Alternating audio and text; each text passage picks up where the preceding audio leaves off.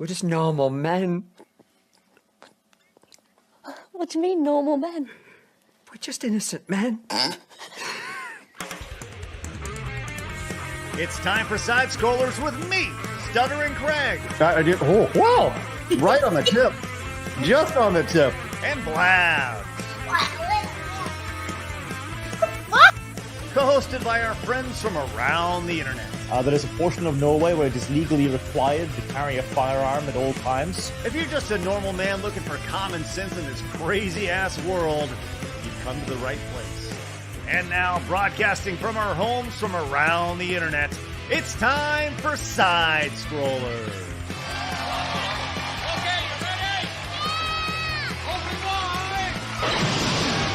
Cool. Welcome on out to Side Scrollers on YouTube.com and Rumble.com and, of course, SideScrollersPodcast.com. What is going on, everybody? Happy Monday to you. We are back. Hello, hello, hello. I am Stuttering Craig. Oh, boy. We're ready to go. I've missed you guys. Being a week away, it was hard, man. But we figured some good things out, and now we're back. Blabs is still in Japan, but joining us today, the wonderful, amazing Steph, my nerdy home. Great to see you. How are you? Hi, I'm doing good. In the interest of DEI, Craig thought he should be inclusive, so he brought me in to replace Blabs for the week. Which boxes do you check? I check woman, and I'm a woman of color as well. Oh, okay. Okay, good. Take that, bigots. That's right. Well, we're glad you're here. We're going to be producing the show from the back end, and of course, you're welcome to chime in as always whenever you feel the need to, which is great. So ready to go. Glad you're here. Also joining us today, it is Monday, which means we are joined by the wonderful Jake Gyllenhaal abs Yellow Flash. Great to see you, buddy. How are you? Hey. What's going on? A little jet lagged. I've spent the whole weekend in LA. Wow. So look at you. Are you like Ric Flair, private jets, styling and profiling? Yeah, right. Right. I wish I could do private jet. Hey, listen, I'm gonna tell you this right now. I booked some travel this weekend for a family trip. My family of 4, and I'm so used to traveling like the cheapest you can possibly. Look, I'm a dude. I don't like to spend money if possible, right? And they have the on American Airlines they have the basic flight, and then and you can't like pick your seats there, right? But for $50 more a flight, you can get into the main cabin. And for 4 people, it's like $200. And my wife's like, well, the kids won't sit next to us if we don't do. I'm like, it's $200. I'm like, it's okay. I gotta say, LA not as bad as I'd been told. Surprisingly, much cleaner than I thought it would be. Well, maybe there's some foreign dignitaries that are coming to visit that we don't know about. That's true. Yeah, it could be. Joining us today, speaking of Ric Flair and awesome wrestlers from the 90s, Savvy. Oh, she had her glasses on. She doesn't have them on anymore. It's Savvy. Great to see you. Oh, there she is. It's the Heartbreak Kid, Savvy. Hello. I'm still recovering. You're recovering from what, Sav? I was away this weekend. I went and saw the sun for sun up till sundown, which is actually... That's the first time that I've done that since developing the sun allergy. Oh, wow. The first time since 2017. I want to be really clear. When you say the sun allergy, do you actually mean you're allergic to the sun? Because some people actually are. Yeah, so it's the scientific name is called solar urticaria, and basically your body will have an allergic reaction to UV radiation. It used to be much worse, so I would develop big red splotches and hives within 2 minutes of sun exposure. I went on an antidepressant medication developed in the 80s, and that for some reason turned off my histone reactions. So now my body just doesn't function normally, but it's okay because now I can go out into the sun, kind of. I don't get hives or anything, but when I look like not directly at the sun, but if that light kind of hits my eyes, I sneeze like crazy. That's also something. I don't remember what it's called. You have like a light activated reaction. Yeah. Don't look at the sun. Don't look directly at the sun. It's hard not to, and it's directly in your face sometimes. That's true. Well, we're glad everybody's joined us today. We have a lot to discuss today. Being a week away, look, I started doing daily videos. By the way, I'm doing a lot more standalone videos on the channel, probably 2 to 3 a day. That was really great last week. So we'll probably be posting a video in the morning, and then the show, and then a couple more in the afternoon. So make sure you guys pop in and check all those videos out. Hopefully it grows the show a little bit more every single day. But if it's your first time tuning in, make sure you say hi in the chat. We'd love to get to know you as we go. I know a lot of people are interested about Blabs and seeing what she's up to. And I thought it'd be fun every day to kind of see what she's up to. So we're just go over to her X handle and see what kind of dork she is. Here she is in Japan doing some sort of stupid spin. And there's your segment of Blabs in Japan. Oh, God. Okay, so there you go. There's Blabs in Japan for you guys. You guys ever been to Japan before? I want to so bad. I told my husband he has 365 days to take me to Japan, or else I'm going to start causing problems on purpose on dailies, on the daily now. And so he has about 300 days, but he did promise me we will go. Nice.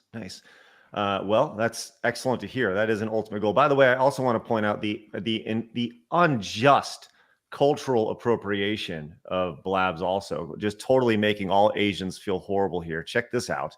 Unbelievable. Look at, I mean, just these little white girls walking around, just totally making all these Asian people feel horrible. It's unbelievable, Blabs. But anyways, just thought, oh, hello. Sorry. Just thought I'd share that for everybody, as she's having a great time. She said, we've shared DMs multiple times, and she said she's living her best life. I don't even know if she's going to come back. We'll see. I wouldn't, personally. I'd end up staying there. She's going to start a whole new life in Japan. Yes. Dude, that's the way to do it. You can buy a country home for super, super cheap, like far away from the city, obviously, like traditional home and shit like that. Super, super cheap. Get yourself a Starlink and then just live stream renovations and farming, and like you will make bank. That is my dream. That or working in a ramen shop. You're not wrong. I've actually watched some like farming videos in Japan.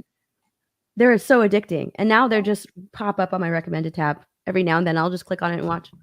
The farming, the Japanese farming videos have not made it into my algorithm yet. Oh, I'll send you some links. I'll poison your You're feed. about to. No, I'm okay. I'm okay. But hey, speaking of Blabs, it is important that we take a look at today in gaming history. So let's see what games Blabs had on our list today. Oh, that's tomorrow. Today we had Ogre Battle 64, which was really dropping the ball on this one. I agree. Counter-Strike, obviously Source, and then Crash Mind Over Mutant. Look, she's not here to defend herself, but I'm going to tell you right now, that's a shit job today. Yeah, horrible job, awful job. Games. She should really be reprimanded for this. Write up or something, a warning. I'm going to suspend her the rest of the week. How's that sound? I'm done with this nonsense. It's ridiculous. Suspended. Games that Blabs missed today include the 1995 classic Ridge Racer, which was awesome. Beautiful Joe for the GameCube came back. It's a great game. What is that one? That's a classic.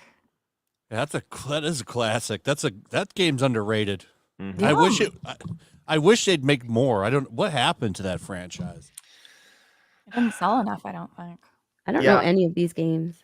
Well, Beautiful Joe, if you saw it, you'd know it. It was a Capcom game. Now they'd make Beautiful Joe like they'd have a vagina or something, or boobs or chest scars or something. But Beautiful Joe was a really cool character. Beautiful Josine. Josephina, that's right. Yeah. Beautiful Joe with a B or a V? People in chat are spelling it with a V. Beautiful. V. Beautiful. Yeah. Oh, okay. The wonderful thing about Beautiful Joe was that it was the entire mechanic was built around slow-mo. So it was like this film game that was where Beautiful Joe was in these films, and things would slow down and then they'd speed up, and it was a really cool mechanic. It was on the GameCube. They made a sequel. I think that's where it ended. I think Flash, Beautiful Joe 2. But other games that Blabs missed 8 years ago: Paper Mario Color Splash, and Unforgivable, and Far Cry 6 3 years ago. That's as well. forgettable. So, yeah.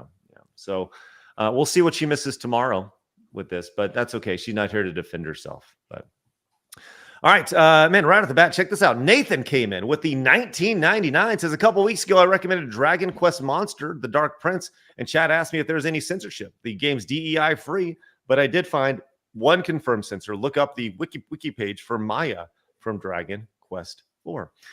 Yeah, I did a standalone video about that, and thank you very much. Genuinely appreciate that. There was the big whodad. I'm sure we would have talked about it live last week about the Dragon Quest 3 creator being like, yo, I don't even understand why they, the whole body type 1, body type 2 thing.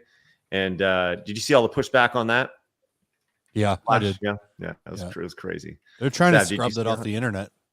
Yes, the video that was released, and then they're just like, no, we can't talk about anti-DEI stuff. What was wild is, so people think it was just the Twitter video.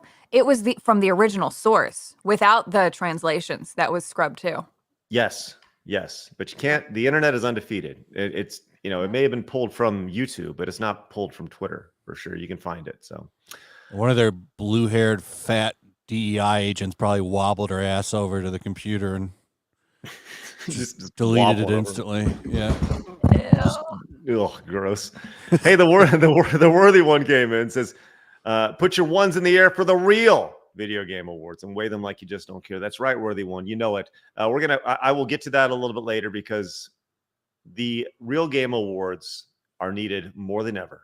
And we're going to get to that a little bit later on. Thank you very much. Speedy Cake came in. Look at that. Came in with the 20 Australian money. Says, hey, Craig, the weekend you guys went on holiday and I managed to snag Street Fighter 25th anniversary collector's box with some PS3 games, a movie collection, 8 or so, soundtrack discs, a Ryu statue art book, and Pokemon Yellow. Speedy Cake, nice haul. Way to go, dude. Pokemon Yellow's that's an expensive game. Mm-hmm. I can't believe how much those games are. Like the Game Boy Pokemons, some of them, if you have it in the box, you have a box and the instruction book, we're talking like $500 man. Yeah, man. It's I said that's a great haul there, Speedy Cake. Good stuff. Good stuff for you. Norm came in and says, thoughts and prayers for Flash surviving LA. Question: did Flash have a flight have to fight his way out of LA like Escape from LA? No. You weren't attacked by any crazy homeless people, or I'm sorry, unhoused. Most people were very nice. Oh, that's good. Good. Until they found out who you are. Rob came in and says, Side Scrollers Season 2.5. Engage. Yeah, I guess we are kind of at 2.5 right now. Thank you very much, Rob. Crazy T says, happy Monday. Lady Savvy, I watched the gameplay of Dustborn and I screamed. I played Dustborn and I screamed. Israel came in with the 20 monies. Says, hello, Craig, Flash, Savvy, and Steph. Great to see y'all. I had hopes for the new Tomb Raider, Netflix Tomb Raider cartoon series, but after seeing the trailer, I thought Larry Croft was less Tomb Raider. Thoughts? Cheers. We were going to talk about it today. You had high hopes for that? Well, I mean, why not, right? You can always go. Every Tomb Raider thing that's come out in the past couple of years has been a shit show. I think. Well, and the fact that it has Netflix in front of it. Right. Well, the One Piece show kind of made me dial that back a little bit. Well, I think we all have to really be resigned to the idea that there's a lot of franchises that we grew up with that we loved that have literally just been decimated and destroyed, and that's okay. That's okay because we'll have to make new. Not made for you, Craig. That's right. It wasn't made for me. It was yes.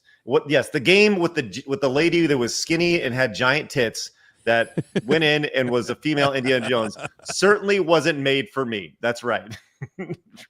Anyways, we were going to talk about it today, but Netflix flags all those videos, so we won't be able to talk about it on the live show. Maybe I'll do a standalone video. Stills. That's true. That's a lot of work, though. You just need to show the boob shadow. Yeah. Israel also came in with 10 gifted memberships. Let's stinking go. Thank you very much. That's spectacular. If you guys got gifted membership, make sure you say thank you and consider paying it forward. And Marty also came in with 5 gifted memberships. That's great. That is spectacular. Really appreciate that, guys. Paint that chat green. And Snotlip says, congrats on the 100,000 subs. That's right, 100,000 normal men we got there. We'll definitely have a nice little celebration for that once Blabs gets back. Jason says, in support of Blabs video games pick. Okay, Jason, you're the one who will support it.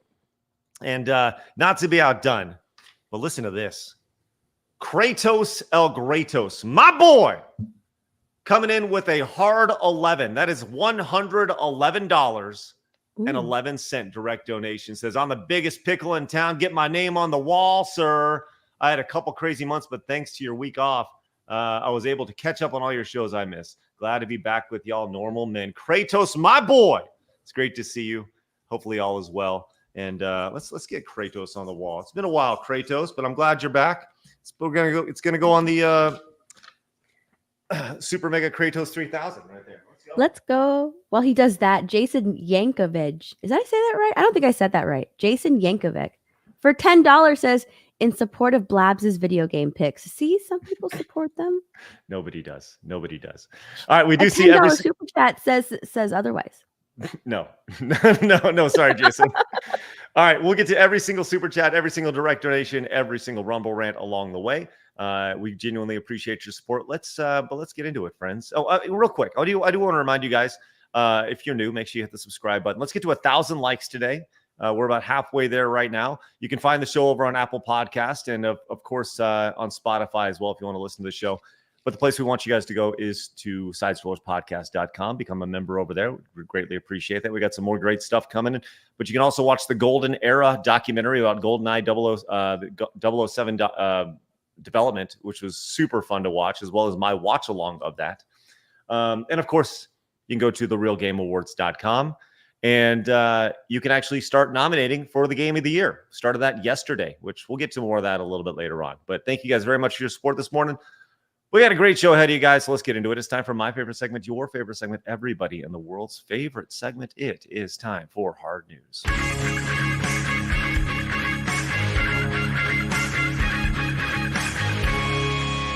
Hard News. All righty. Right off the bat, we had a big movie release over the weekend and also a big movie failure.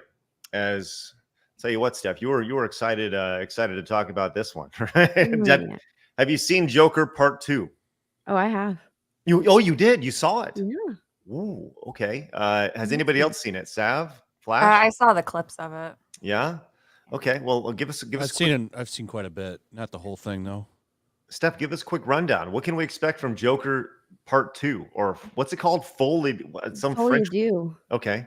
Yeah, you can expect a non-Joker film. Well, it's a demasculation of and dehumanization of the Joker character that we, enjoyed in the first Joker movie.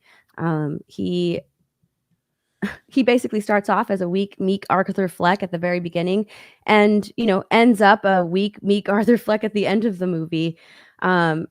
Harley Quinn, or Lee Quinzel, as she is called in the movie, has oh my gosh, I'm trying to think of the word. Agency. She has her own agency, basically manipulates the Joker in this film, initiates everything in that in regards to her and Joker's relationship in the film, and dumps him at the very end, right before he bites the bullet. So we're not going to get a Joker 3. It's a terrible film. It is a musical though, and the musical numbers are really terrible. They're god awful in this film. You can't really understand the songs that they're singing because they mumble throughout the movie and throughout their songs. Some of them are good, some of them are not. And really the musical numbers, in the way I viewed them, are kind of like blue balls for the audience, because the story is going somewhere. You're kind of leaning in to really take in the scene, and then they start to sing and you're left with like, dang. And then they transition to the next scene. And so nothing really gets going in the film. It's really terrible. Well, people have not been super excited about this. We've seen clips of it over on X and various other social media networks. And this came in right here. What is Savvy doing down there? What is she doing? Oh, you're petting your cat. Oh, I just saw it, your chair. I think it's very important to highlight that this movie has now dethroned Madam Web. Yes. As worst movie of 2024. Mm-hmm. Yeah, I did see that. This is over here on Drama Alert. So what does that mean? Is this like the audience is saying that it's the worst film of the year, or what? What's going on? Oh, stop that. Damn it. Sorry. It's both. It's not making money and it's just bad. So like Madam Web and You can at least make fun of Madam Web, and if you like, you could sit around with friends and Yeah. watch that movie because it's so bad. Like, has anybody seen Madam Web? I've seen Madam Web. Ezekiel seen all the dies by terrible a films that come Pepsi out. sign. A Pepsi sign follows on the bad guy in that movie and kills him. So Madam Web has an audience score of 57%, or a popcornometer. I can't say that word. Whatever it's called now. Joker audience score is 31%. So it is worse than Madam Web, according to people on Rotten Tomatoes. Also, Madam Web has Cindy Sweeney boobs, even though they kind of try to cover her up a little. They're covered up. Yeah. She's Hey. still hot. While your boobs were brought up, I would be remiss that since Blabs wasn't here to press the button, I failed. And it's been a week. But when Kratos came in, Kratos definitely deserved the $100 boob alert. And I apologize for that, Kratos. Enjoy that. That. Isn't that impressive? They're so bouncy. They are very bouncy. Way to go. Hey, That's gotta hurt, man. what's that? Every step would be pain. Every single step. Dude, I had big She boobs knows what once. she's doing with every single step. I mean, come on. Dude, this PTSD respect for it. me. I'm sorry, Savvy. You breaking news? You did what? What? What'd you say? No, I had big boobs once. I know what it's like. I had big honkers. Honkers. Once. And every step was pain on my back. I like having tiny titties. Ladies and gentlemen, breaking news. Savvy had some big honkers. That's going in the notes. Hold on. Yeah, please, thank you. That's some good producing right there, Steph. Oh, There you God. go. Love that. Is there anything else you'd like to tell us, Savvy, that we should know? I'm just What happened?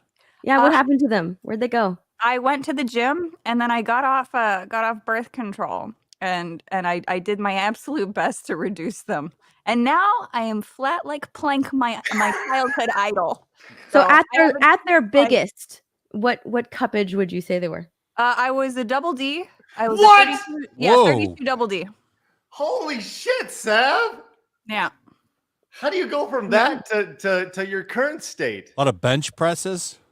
Yeah, actually. Yeah. So I went to the gym like 2 to 3 times a day in college, mostly because I like to skip class and I was friends with all the army guys. So they taught And me those how to work out. butterfly things. Yeah. That machine. You know what I'm talking about. Yeah. But I'll go find a fucking picture. It's on my Instagram. Yeah. Please let us know. I did not know we were going to go down this path today, So but bench presses reduced the boob sizes. That's good to know. okay, all right. Well, and in minutes, Well, they are technically just fat, so Yeah. you can. I would imagine that actually happens quite a bit with women when they start working out hard. You know, it just Well, that's the first place that you lose it is the boobs. yeah. Tell me about it. It's crazy. Look at Savvy over there scouring her Instagram page trying to find.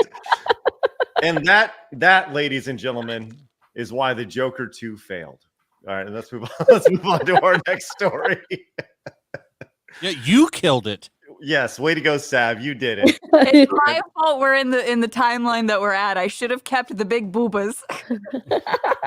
Ruddy came in and says, sorry about your giant milk jug, Sav.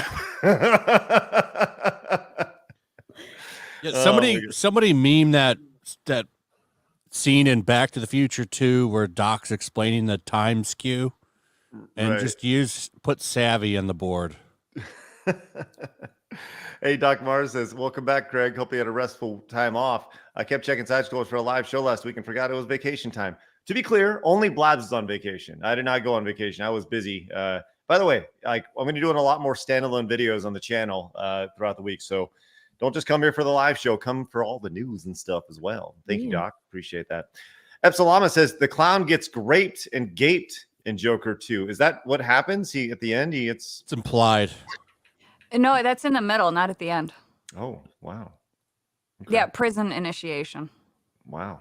It's terribly written. The whole thing, like you can have that kind of stuff, but it is so terribly done, especially when you consider the entirety of the film. Yeah.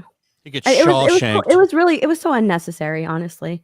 It was just another way to humiliate his character because it really was unnecessary considering the relationship that he sort of like had with the guards throughout the movie. It's like, would they really do that? It came out of nowhere. It did actually come out of, well, we know where it came from. Sorry, Steph. Sorry, taking that word a little too far. Hey, Raging Rhino came in with the $2.99 Australian money. Says congrats on 100K. Great work. Hey, thanks, buddy. We're going to be talking about you in just a little bit. G'day, mate. Appreciate you, my man. Hopefully your travels are safe. Yeah. And the Trillis has ripped a halo in Savvy's yams. If we could just look, just honkers was a great word, caught me off.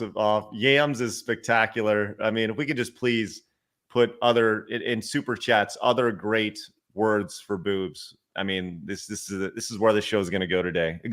We're picking up right where we left off, which is exactly how it should be. Ruddy says, just when I thought Savvy couldn't be any cooler or more, couldn't be more too cool for school, she puts her hat on backwards. Congrats on 100K. Let's go. All right. CG Hero says, Square Enix used to be my favorite developer in the 90s, but now I hope they go bankrupt. They've been churning out nothing but woke censored slop for almost a decade now. Thank you. It's so true. I miss Square. Square, you would say, oh, that's a Square game. That's going to be a banger. Like, it would be worth checking out. And now it's like everything they put out, I just don't care. I don't even follow them anymore, really. Well, let's talk about another company that produced banger after banger, but we're going to get to Square Enix in a little bit. But let's talk about this Halo news, because Halo came out and they had this tweet out that said, "A new dawn. We're entering a new chapter of the franchise and changing the recipe on how we make Halo games. Go behind the scenes with Project Foundry to explore the creative potential of Halo in Unreal Engine 5. So they're changing the engine when it comes to what they're developing on, which is awesome, I guess. And they also announced that 343 Industries is now changing their name as well. But the big thing is that, it's going to be renamed Halo Studios, which, whatever, you can name it whatever you want. But Savvy, you were actually talking before the show that you think that there's actually a bigger reason why they're changing from 343 Industries to now Halo Studios. Do you want to go into depth on that? Yeah, so it's all about language manipulation and messing with the psychology of the consumer. So by rebranding from 343, because 343 has done nothing but flop around like a dying fish on a deck, right? They're trying to get away from the failure aspect of that. And so by saying, hey, we're now Halo Industries, we're going to focus on Halo. Don't you like Halo? You love Halo. Halo makes you happy.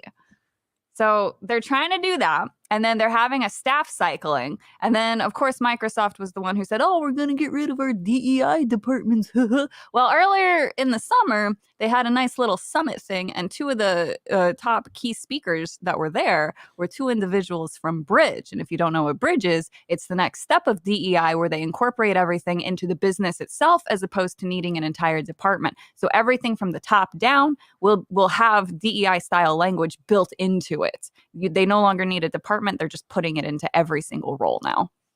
Let's just ban women from video game. I agree.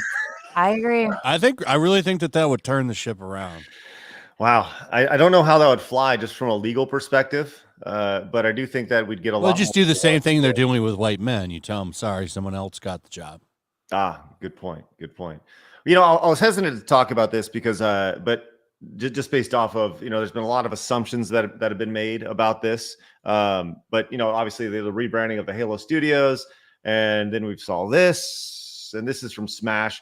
But this I guarantee you, that's chief of staff. Right. So Shocker. Here's your chief of staff.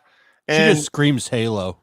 Well, like I said, I never like to make assumptions about people, right? Until they have some sort of track record. And some people go, well, you can't, this is a black woman, big deal, And it's like, okay, that's no red fine. flags in that bio or right, anything. Right. With the pronouns and everything else associated with it. She even got blue hair. But this is the company that is going to be developing out all your Halo games in Unreal Engine 5 moving ahead. And so, like I said, for me, it's a wait and see. But at a certain point, you recognize trends, right? You say, okay, well, someone who's been historically marginalized has been put into a position of power, and we'll see what they do in that position of power. Have you ever seen that? Somebody, I don't have it, but the evolution of Cortana, how she looked in 4, 5, and then I guess you would call Infinite 6. Mm-hmm. It's just her boobs slowly go away.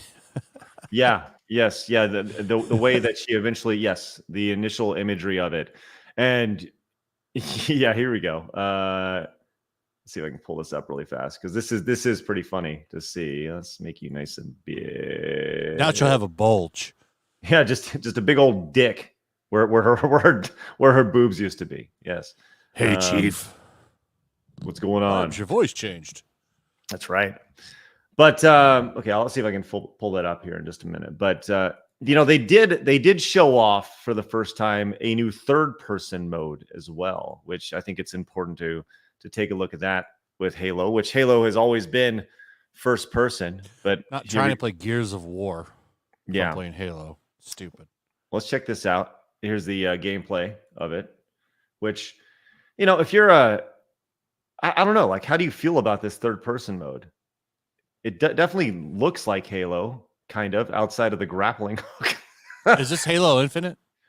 This is, I'm guessing this is Halo Infinite, but this has, obviously people are like, oh, it's Fortnite.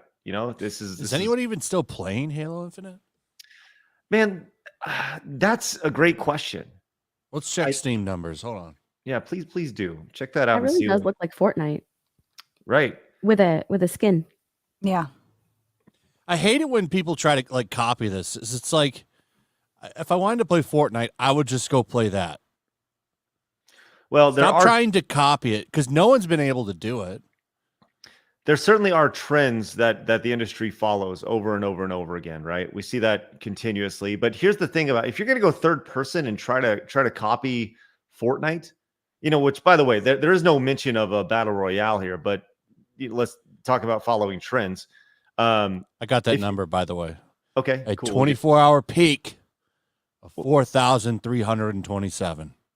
Well, that's not bad, I would say. That's not bad for being around for as many years as Halo Infinite's been around. But, my thing is, like, if you're going to go third person with Halo, shouldn't you have done that like 3 years ago, 4 years ago? Or at least had the opportunity, or at least thought about making that switch. Just doesn't seem like a really really smart decision, at least this far into it. I think that Halo is a great example of a franchise that was really relevant, that I just don't think many people care about Halo anymore. It was the king for about, 6-7 years. Halo was God. I'd say up until Halo 3. I thought Halo. Did Craig just freeze? I think Craig just froze. Looking at us extremely judgmental too. Well, 3 and 4 came, and I was like, oh, there you go. Fuck. Oh, he's still breaking up. Sorry. You need Starlink. He's back. You're back. Now the funny thing, Craig, since we didn't hear what you said there, please. But there's more people playing the Master Chief Collection than Halo Infinite. There's a 24-hour peak of 6,185 people playing the superior Master Chief Collection. That should tell you something right there. And that goes back to what I was saying before the internet broke, which we standardly do on this show. I think for me, Halo peaked at 3, because I was like, oh, we're gonna finish the fight, and then Halo 4 came out, and I was like, why am I still fighting the fight? I already finished the fight in Halo 3, and they started adding new gameplay elements and such to Halo 4. But Halo 3 to me was peak Halo. Halo 2 and Halo 3. But Halo 3 in particular, I loved it for sure. So but they gotta continuously evolve, not only from a gameplay perspective, but from also their staff perspective. All right. Norm came in and says, when a COD killer type game done better than the game it's copying? Oh, when has one? No, it has not. Why do game companies keep doing this? Because they want to just get a piece of the market. You know the answer to that, Norm, because they just want to get a piece of the market. They want to try to get on in there and get a little bit of that monies. Bass player says, a reminder, Halo 4 was supposed to be more like COD. That's true. Yeah. And it was a little bit like COD. Kyle came in, says, I remember being disappointed graphically from Halo 5 to Halo Infinite because 343 wanted to slip Space Engine as opposed to the Unreal. Thank you, Kyle. Appreciate that. Is that you in a bison hat? It appears to be, Kyle. Thank you for using AI to make me look like that. Appreciate that. Pyro came in. What's up? Says, just hopped in the shower. And he's probably naked. As a man that loves huge badonkers, Savvy has put the fear in my soul. Well, he's naked I like under that the word, towel. badonkers. That's a great description. Badonkers. Badonkers. Yes, that's good. Yeah. Oh, Ryan came in and says, Yabos. Yabos. Hocus Pocus was wild. Classic 90s. Yeah. Bass player came back, says, Halo died a decade ago. You're kidding yourself if you say otherwise. I agree. I agree. And Uriah says Marty McDonald's spinning in his grave right now. Well, he's not dead. He's not dead. He's still very much alive. He was just on a stream with Indeed. Right. The Garth Knight Return says, here's $2 for the Dairy Queens. Let's go. That's a great one. Six String says, congrats on 101K. Hail normal men. Let's go. Thanks, Six Strings. Greatly appreciate that. And Shane O'Mac says breasticles is probably my favorite. Rip to the double D's. That's a good one. Breasticles. Right. Elite Neo says Savvy had a spectacular set of Twinnebagos and she undid it. Boo this woman. Boo. Twinnebagos. That's awesome.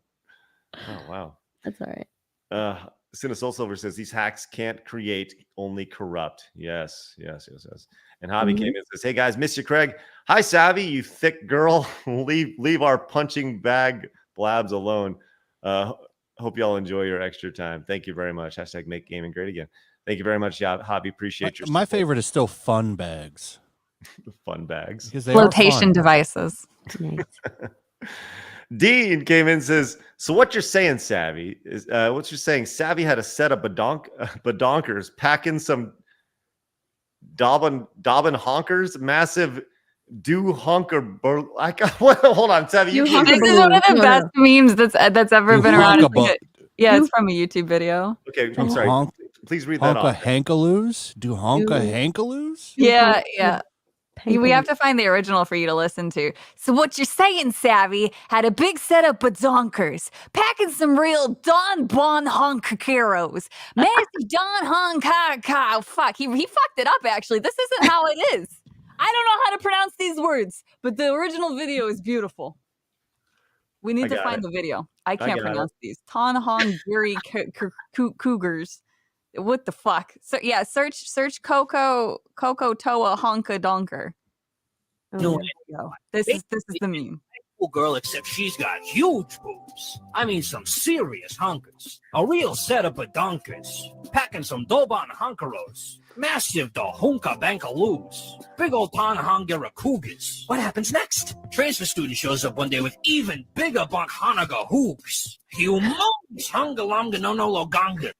No end. I fucking love this video so much. Wow, impressive. So I can't find so there's only one photo of me as I entered college. I found this one. So I'll have to find it and post it. But I've got this one that shows that I did indeed have some boobas. How do I do this? How do you view an image? Copy link. Just put it in the private chat. I'll pull it up. Well, I'm trying. Listen, ladies and gentlemen, we've learned something very important about Savvy earlier in the show. If you're just joining us, Savvy at one point said she had double D boobs. Yep. Which There's that one. Did not expect that to happen today. And honestly, I don't know how I feel about sharing this news with you. But now, ladies and gentlemen, we have a picture of Savvy. I'll have to find them at their peak. This is when I was starting to lose weight. Okay, ladies and gentlemen, this is the picture that Savvy has chosen. Listen, multiple things happening in here. Number one, you're outside. This is pre-sun allergies, long time ago. There you go. Congratulations. Thank you for sharing, and thank you for your bravery, Sav. Wonderful. So good. All right. Jesus Christ. So I can say, as someone with double D boobs, it is hard to walk around with them. I'm not gonna lie. Yeah, and trying to run. I can see why she wanted to get rid of them. Look, I was really into parkour at the time, and you can't parkour easy if you got big titties trying to squish around while you're rolling off of cliffs and shit. All right. Steph, can you please take that time code right there and take that quote so I can go in and make that a clip for today's show, please? Yep. I feel like we had learned a lot just now about parkour and breast size. You want a bonus meme? I've got a Boy, bonus. do meme. I. So people keep telling me, "Oh, you probably don't tan." This was me in college. There you go. Okay, hold on. We're going down the Savvy rabbit hole here. This is gonna be the last bit of lore I ever drop. Now, y'all got everything. Y'all got all the dirt on me. We got Hold on. What is it? What are you doing here, Sav? What are you? That was just another one to show that there is sides there. There were things once upon my chest. Hold on. I actually think that this one. I'm more amazed that you're outside. This is long before the sun allergy ever happened. I was outside all the time. Hold on. Sav, there's actually a larger question here. Actually, two larger questions with this next picture. People are asking for it to be enhanced. Hey, how much My Chemical Romance were you listening to during this phase? So fucking much, man. So much. Oh my god. Dude, that hairstyle had women in a chokehold back in the day. Yeah. Yeah. That was probably peak me. I was tanning every day. Dude, I had so much My Chemical Romance during my black hair phase. You have the dark black eyeliner, concealer lips. That was a look. That was a look. It was. Dang. We should put you next to a picture of Melanie Mack and see how you two compare. Oh man. Wow. All right. Well, thank you for sharing and thank you for your bravery right there, Sav. Genuinely appreciate that. That's wonderful. There's a lot to make fun of. Hey, we all have a lot to make fun of about ourselves. And the most important thing is that we can look back and actually make fun of ourselves, which is wonderful. Oh, it's the best. It's wonderful. Great stuff. All right. Hey, Kratos came in and picked up 5 pieces of merchandise over on the store. Says, glad I wasn't too late to grab some of this merch.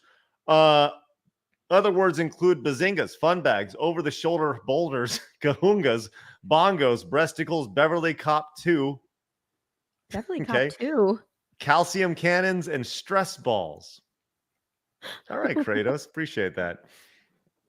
Steph, did you know you're going to be getting into this when you came on the show today? No, I didn't. No, Neither I don't did I. understand Beverly Cop 2. Yeah, and I don't know. I don't understand that either. Okay. All right, let's go. Keep moving on. Hey, or we can just keep talking about boobs and making fun of Savvy. Make a whole show on boobs. Yeah, I'm sure the crowd wouldn't mind. Oh my god. We could do a tier list right now of 2007's top cleavage. Sydney Sweeney would be at the top. I'm just gonna. Was she in anything in 2007 though? Not in 2007. She was 2007. Like 2007. No. 2007's Why top 2007? No. Why not? It was like the last bastion of true online freedom before Fox News did the news thing on the internet mysterious individual known as 4chan.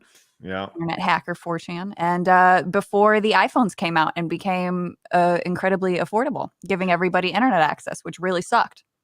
Well, Sav, you're going to be on Wednesday. How about we do that? You're going to be on again Wednesday with Arch. And I can't think of a better, more delinquent person to do that rating with than with Arch on Wednesday. So how about we do the what did you call Arch really innocent? No. No? Who am I thinking of? You were thinking of Arch, but Arch has another side to him. Oh, okay. Yeah. Oh, yeah. I'm telling you. It's messy. Anyways, it's messy, man. All right. Let's go and move on. Hey, so Flash, you wanted to talk about Silent Hill 2 because the remake is out and the reviews are actually pretty good, huh? Yeah, I've seen a couple people saying that it's a good game. Endymion was talking about it. I saw Umbrella Guy talking about it. They're both saying positive things about it. I was watching Az play it last night. He was having a good time playing it. He played for like in 7 hours. Oh yeah, then if Yeah. you do anything for 7 hours, you gotta be enjoying it. Well, Mhm. Sav, you also wanted to talk about this because you mentioned this guy Jacob Geller, who is a YouTuber with well over 1 million subscribers, has come in and he put this tweet out. Surprise! I consulted on the Silent Hill 2 remake. I had a really great experience working with the team. Because of this, I won't really be talking about the game publicly. Have fun figuring out your own takes. And you can see Jacob Geller right there in the credits. So we have a credited consultant here. Now, Sav, why would you care about this random YouTuber who is consulting on Silent Hill 2? Well, I had no idea who he was or the fact that he was even a YouTuber. Just so happens I look into anybody who says that they do any form of consulting work because, well, what if I want to hire them? I need consultants perhaps sometime, maybe. I don't. Anyway, if you go through his tweet history, he seems to have some very interesting beliefs. And even if maybe this is a joke, interesting to joke about. I don't know about making jokes at the expense of your customers is necessarily the way to go, but you know, whatever boats the float. Whatever boats the float.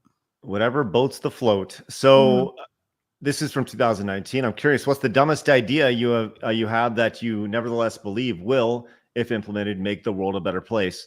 And his response was, no gamers. Just remove gamers from it. Which I would think removing greed, corruption, politicians, censorship. Those kind of sound like, oh, haha, haha, that's such a great joke and also true. Lol, good sentiment. But no gamers. Every time. Really? I knew something was going to be brought up as soon as I saw the he, him in his profile. Oh, it gets better if you go to the second one. Well, here we go. We got this. This is from Kotaku. NPR is very worried that gaming is going to turn kids into Nazis. And so his the response, left. Yes. He responds, I totally understand the defensive response to our medium, but it's not at all inaccurate to say that far-right groups are trying to recruit gamers. Much of today's alt-right grew out of Gamergate and its sympathizers, and organizers like Bannon and Milo prey on these groups. So there we go. The irony of a lot of this, though, is that he has a YouTube channel with over 1.8 million subscribers, and guess what he talks about on a day-to-day basis? That's right, talks about video games. So this is what he does. He hates on a his day-to-day audience. basis. Right. So, Sab, you got anything else on this? I'm currently going through a lot of tweets. So if you think it just ends there, no. He's very buddy with all of the worst of the current discourse right now. And you are So the this guy, company. right? And you said this guy was friends with a lot of folks at Kotaku? It seems like it. He seems very, very buddy with them, based off of some of the stuff that I've read so far. I still have a lot more to go through, and I'll probably do a small thread on it just to show more and link to more of his tweets, just that way people can make informed decisions on whether or not they want to give money to a company that would hire somebody like this. So. He's also connected to some other people who I was already working on some other research with, because all these consultants, they all run in the same circle. Everything always leads back to the same individuals, and they all have patterns of behavior that stem back usually around the 2017, 2018 mark, because that's when a lot of this DEI stuff got accepted at a more corporate level, and it became more popular through ESG to be able to get, the investors and save their scores. That way they could get more money eventually. So they're all it's such a small conglomerate. It really is. It's a small group of people, and if they all just went away, so much would be solved. Well, you're such an evil bigot, Sav. Sorry. I am. Yeah, it's tough. Really. It's tough. Speaking of bigotry, we're gonna play the game Is Craig the Asshole? Okay. Oh. We're gonna play Yes. that game. Yeah, thanks, Flash. Thanks for the prompt response. Didn't even get to the cue yet, and then just went straight into it. All right. Well, we saw this over the weekend. Actually, this was on Friday, which was, I think a lot of people were like, huh? Square Enix came out and said, hey, man, come join us for our Pride live stream featuring Little Goody Two Shoes at Astral Shift Pro on Tuesday at 11 a.m. Pacific time on their Twitch channel. We'll be chatting and give away some Steam codes. See you there. So a lot of people looked at this and they said, huh, what's up with Square Enix with that? This doesn't really make a whole lot of sense. And what's this Goody Two Shoes game? Huh? And there's been a lot of talk about it. First off, has anybody heard of Little Goody Two Shoes before? Yeah, I actually wanted the game. Okay. So it's basically like a soft Yuri style like storyteller game. It actually looked really cute. You're a lesbian character, but it didn't look like it was the preachy type of shit. So I was kind of excited for it. Like, hell yeah, just tell a good story, hot lesbian sex scene if we're lucky, and then move on with your life. I did not realize they were balls deep in the politics of it all. I was going to say the Pilates of it all. Can't talk today. But yeah, so Square Enix is doing their thing with that, with their weird little aardvark gay thing. You're right. And Astral Shift, the developers of this game, has come out. And, I think a lot of people, first and foremost, were like, why are we doing some sort of like Pride thing? And it's October, right? They're not even in the middle of like the Pride Month thing, but at the end of the day, it's their company. They can preach and pander to whatever audience they want. And that's awesome. You go crazy, man. But Astral Shift came out and they said, hey, while it's very disheartening to see Little Goody Two Shoes get this amount of hate and homophobia for a second time, we will keep on proudly developing and promoting LGBTQ plus titles. And then they followed up with says, we are very happy and proud of our community for supporting us through this second wave of bigoted comments and hate. QRT is the original quote retweet, the original Square Enix post with positivity. And let's make this Pride live stream a great experience for everyone. Who is this Our person? titles? Well, this is the developers of the Little Goody Two Shoes game. And they said, I've never heard of this game. Right. It was really small. Really, really small. Well, which comes back to the next aspect of Am I a Giant Asshole? But they said our titles are very honest and true to ourselves and our identities, and we've seen how they resonate with so many people. Little Goody Two Shoes has made such a positive impact since it was released, and we appreciate every positive message of support we get. Have to make a sales impact to have an impact. I'm going to guess it is probably not a top seller. Well, I'm glad you mentioned that, because here are the Steam charts as of right now. There are 24 people playing it. Is that modern audience again? Right. Really coming through. Now is the time where we play Is Craig the Asshole? But first, before we do that, Bill Odie face mask came in with a $99.99 super Let's chat. go. That's spectacular. So congrats on 100K subs. Been watching Side Scroller since Craig's rant on R-word tacos. That's right.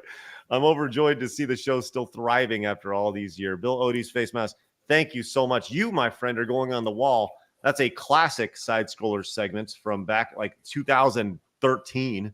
But yes, we're back bigger than ever. And to be honest with you, a much larger audience now than we ever did back during the Screw Attack days. So thank you very much, Bill Odie face mask. Let's get you on the wall. And hey, in addition, how about we get some boobs going on? Where are you at? There you are. Look at that. Bill Odie face mask. Look at you. Look at that. Look at that.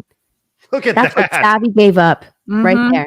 That is what Savvy gave up, Chet. She gave up those big honking bouncy boobs. I had dreams, man. I had dreams of jumping buildings. You could have filmed yourself just walking and made a ton of money. I have always made the worst choices you need in my the life. foresight to see that. You had no idea. You could have made so much. You guys are right. I'm sorry, Bill. Your wonderful $100 super chat blocked it. Just one more time for you guys. I apologize. That could have been you, Savvy. It could have I been you, ruined Sab. the timeline. You could have. We have to go back. That could have been you. We could have used you as $100 incentive every day on the show. Hey, Bill, thank you very much. Appreciate that. You were on the wall, my friend. That is spectacular. Also, all of the rants that you write on Twitter, it could have just been you just walking saying it. Yeah, this whole time I could have been the top internet. I could have rivaled Elon Musk in followers. Oh my gosh. Lunid says we should put you on the $200 donation. And it's Savvy over there with her. I'm not going to talk about your boobs, Savvy. Okay. It's not my place. Okay. Like, man, I just wanted to cosplay Plank for like the rest of my life. It's fine.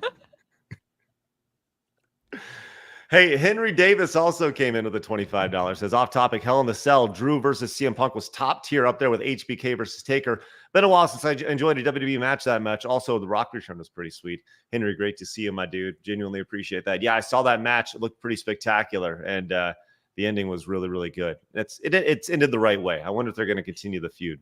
Thank you, Henry. Appreciate that. Also, Dan says Warner Brothers has always been notoriously asking for a sequel, telling filmmakers that and most of them agrees, but others say unnecessary. So they end up giving a check for $200 million and saying, do whatever you want, like Joker 2. Well, they won't be getting another check after that. Thank you, Dan. Appreciate that. I almost wonder if he intentionally did it because he doesn't want to make a Joker 3. Right. Well, Which he was pretty clear 2. about. Yeah, he didn't even want to make 2 either, but how do you turn down a fucking $200 million check? I'm sure they gave him and Phoenix a ton of money. Right. They did, because I think like Phoenix was what, He was 20 against it. 20 million or something like that. Gaga, well, between Gaga, Phoenix, and the director and Phillips, their take home for Joker 2 was the budget of Joker 1. Wow. That's how much they made. Yeah, Yeah. it was a lot. Yeah. That's crazy. All right. Well, awesome. Let's see what we got here. Okay, let's play the game. Let's play the game. Is Craig an asshole? Okay. We were talking about this little goody two shoes game and the whole idea of the Square Enix going in on the Pride stuff, right? Like I said, whatever. If they want to do that, they want to pan it to the audience, go ahead, right? We were talking about this a second ago and how they're disheartening because all the hate that they've received. So I did this real quick. Yeah. I almost wonder if this person just jumped in so people would talk about this stupid game because nobody's playing it. Like, well, if you look at their sales numbers, I mean, they have not seen a jump at all. I mean, they have not. Well, they think they're going to get one. Well, if they were going to see it, they should have seen it already, right? And even is this game? Can we see like a video or something on it? Well, like, Yeah, what is this? the preview is actually pretty cute. Yeah, I will say this. There's been I watched a video from Smash about it, and he said like the game is actually pretty strong. It's just that they've chosen to go down the pander to a certain audience, where if they had chosen to pander to a different, what was the phrase you used, Savvy? It's basically Yuri. So, the initial idea there is an ending where you can get like I guess a straight ending or a non-romantic ending, but they sell it. They kind of sell it to you to bring you in as like a lesbian. I hate using these words, but like as a lesbian, not dating sim, but story. Because it's a horror story. The art style was unique. They had released another game prior that had done pretty well. That my friend actually really enjoyed. But because they're using the language that they are, yeah. This is it's super cute. Right. If you scrub ahead a little bit just to kind of see how it not too far. Where's the gameplay? I'll see if I can get some gameplay for you here in a second. But yeah. So anyway, so the premise though is that this game is out. And they're marketing it to this audience, right? So here's where I need to know if I'm the asshole here. I posted over on X. I said, look, I mean this from the bottom of my heart. If you want to put your identity into games, do it. Ultimately, the market will decide. And I'm a big believer. Ultimately, the market decides what's going to be successful or not. I said, but don't gaslight and say it's resonated with so many people. There's 34 people playing your game. Sorry, it's just the facts. Like, I don't think you can say it resonated with so many people when literally dozens of people like are playing your game. Maybe that's just me. And people got on me for saying like, hey, this is an indie game. It's an indie game. You know, how can don't trash the indie game. Well, it's an indie game that's being pushed by Square Enix, right? Like it's Square is the company that's pushing this. So I don't like what other indie game has been given that opportunity to succeed and being pushed by a major developer like that. Just throwing it out there. I don't think that's necessarily a fair response. So am I the asshole by pointing out the facts? No. Oh, okay. No, because no. So here's why. Square Enix, how many followers do they have on their account? Enough that they should have sold more than like a dozen copies from posting it. Yeah, basically. Right. So you have Square Enix putting out their virtue signal post and automatically tying the game to identity first instead of saying, here's a great horror game for the spooky month of October to celebrate the fact that Halloween is this month, because it would have been the perfect fucking time to do that. No, what do? They go the Pride route with their weird, innocuous, strange looking little aardvark creature for whatever reason. I don't know who designed that, but we all know it wasn't somebody who actually gives a shit about art, because you would not put those fucking colors together like that. They put this out for our Pride live stream featuring Little Goody Two Shoes, and no one showed up. But look at their Twitter interactions, because it was a low effort thing that they could engage with. They're like, oh, I'm going to be a good person, and I'm going to say that there's so much hate directed at this game, even though they don't deserve it. And then they never, ever go past that. They just want a virtue signal to do the least amount of work possible, because that's what these people are. They're all superficial pieces of shit, right? And so they do that. But you know what most of the criticism was? It had actually nothing to do with this. It was still talking about the goddamn censorship. Well, so okay, what happened there? What was censored in the game? No, not this game. They're talking about the Dragon Quest thing, and that most of the things that I saw personally. I'm not saying that there weren't people who were like, oh my god, it's fucking Pride stuff. No, but like people were like, hey, Square Enix does censorship. I saw more of that than I saw anything else. Most people were like, what in the heck is this game? Well, so if this is going to be how you market it, if this is what you're going to do, it's going to turn the wider market off, obviously, because people don't want to be preached at. The game does not preach at you. They did a disservice themselves to their own product by doing this dumb shit. They're rage baiting for sales. And it's not going to work. You can't do that. Well, on top of that, they know what they're doing, because on their post where they're talking about this, hey, come join us. This is so great. Oh, that's right. They locked the comments before anybody could respond. Right? Yeah, I don't think anybody even commented, so there's not even a hidden reply. Like they locked it they right locked away. them right away. Yeah. Not even a chance to even have that discourse. So we will keep an eye on if this virtue signaling does anything to move the number here. And I think that's the thing that, like, once again, you can virtue signal all you want, but you are a company and your job is to make money, but nobody's buying it based off your virtue signal. Like nobody is. And if this audience was so powerful, people would be like, everybody would be seeing tremendous rewards. You would go from 24 players to 2,400 players from this. You know, you would have 2,000 people immediately go buy this game and move the needle. But nobody is buying the game based off your virtue signal. And as a matter of fact, it's actually putting a negative effect across the board from people who are just like, yeah, I don't want to be virtue signaled to. So there's definitely a negative effect to all this stuff. So I wanted the game. I thought it looked cute. I was going to play it because I was excited for a Halloween themed game. The artwork looked good. It was my kind of thing. What is the gameplay though?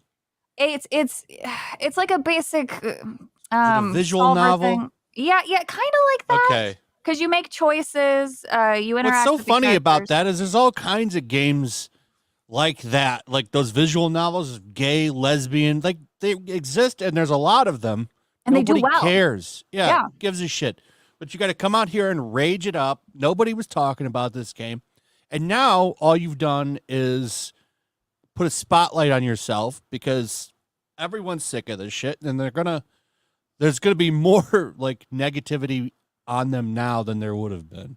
It's so freaking frustrating because I have spent basically my entire internet life around Yaoi and Yuri, right? So like I have seen endless amounts of gay and representation and whatever, right? That has literally, it has been here since the dawn of the internet. And it is so frustrating when these companies are like, oh my God, we're the first to do this. Look at our representation. There are entire markets built around this. People's entire lives for decades has been putting out gay shit. This is an independent artist drawing fan art of my favorite shit. I spent $60 to be able to import this. Like, you are not special. You are not unique. Nobody gives a shit. This story, it doesn't have anything preachy. Nobody acknowledges the word gay or life is hard for them because they're fucking gay. They just tell a fucking story. It's not hard. This visual novel shit getting co-opted by these losers coming in late to the game to try to feel good about themselves need to fuck off. It's so sad because genuinely the writing for those little goody two-shoe games looked so good, but I don't give money to people who participate in fucking identity politics because it's stupid. You can do it, fine, but congratulations, you turned off your target audience. And that is it's so sad. That's sad. Thanks for wasting everyone's time. I'm sorry. No. Do not apologize. Don't apologize, Sav. That's the idea, is that, you know, like what you're saying is like, no, and it's more or less what I said in my tweet. Like, nobody cares if you're gay. Nobody you do you. You just don't need, you know, it's like that. There was a story that a story over the weekend about the Will Ferrell movie with his trans friend, right? Did you hear about this story where they went through Texas and they stopped at a steakhouse? Yeah, and then they misrepresented it in the film that they made or whatever because it came out after the fact that the person tried to draw attention to it and they're like, oh, my transness is suddenly on display. Bitch, you fucking brought it out. No one cared. Right. The idea that everybody was like totally fine. And then they're like, then they gave a speech about being trans. And it's like, yo, I just want to eat my fucking steak. You know, that's all I want to do is eat my steak over here. And you're telling me about your penis. I don't really care. And then, you know, the people who say that, they're the bigots. It's like, okay, that makes total sense. All right, let's go and move on. In the interest of time, we could talk about this for fucking days, but in the interest of time, we'll move on to Ubisoft. But before we do, listen to this. Evan came in with a $100 direct donation. Says, congrats, Craig, man, on the 100K. Been a hell of a ride from the excitement of the return 2 years ago to now. Keep on conquering the world, you guys. That's right, Evan. Coming up in February, we're going to have some big things we're working on. Can't wait to share with you February 15th. That'll be the next. That's a long way away. We'll worry about there, but we are already planning stuff for our foray into year 3 of side scrollers. So, Evan, thank you very much. Genuinely appreciate that. Let's get you on the wall, my friend. Steph, why don't you read off this one also from Dan?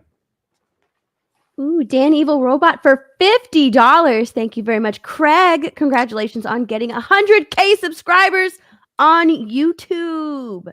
Yay. That's a huge accomplishment. It's awesome. And I'll tell you this right now.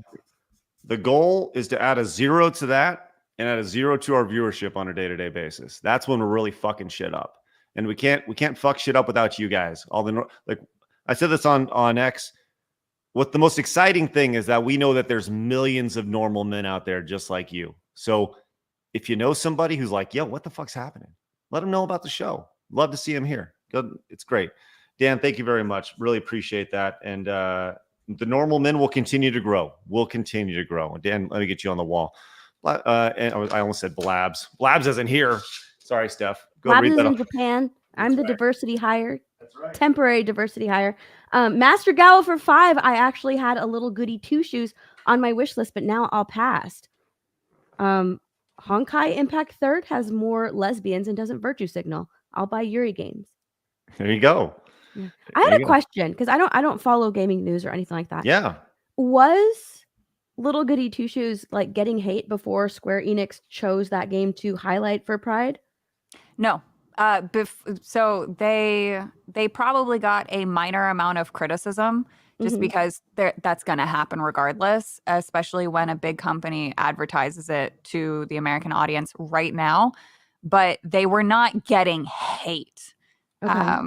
Because I don't think that the first time that it previewed, they tied it to like any sort of title. Like they didn't try to say, oh, here's our LGBTQ plus whatever title. They didn't do that. They just previewed the game and then that was it. So it actually was on a lot of people's radars because it got such a big announcement like that. Because here it is, this little tiny company, this little tiny studio getting the attention of Square Enix and getting promoted at one of the game shows. I forgot what it was or when it was, or if it was a Sony's thing or Square Enix's thing. I don't remember, but I got sent the actual preview in the stage video when it was first announced in the summer. So when did it shift then? This weekend? I don't know. I had not seen anything, any form of advertisement for it, and then I hadn't seen any of the identity shit tied to it at all until now.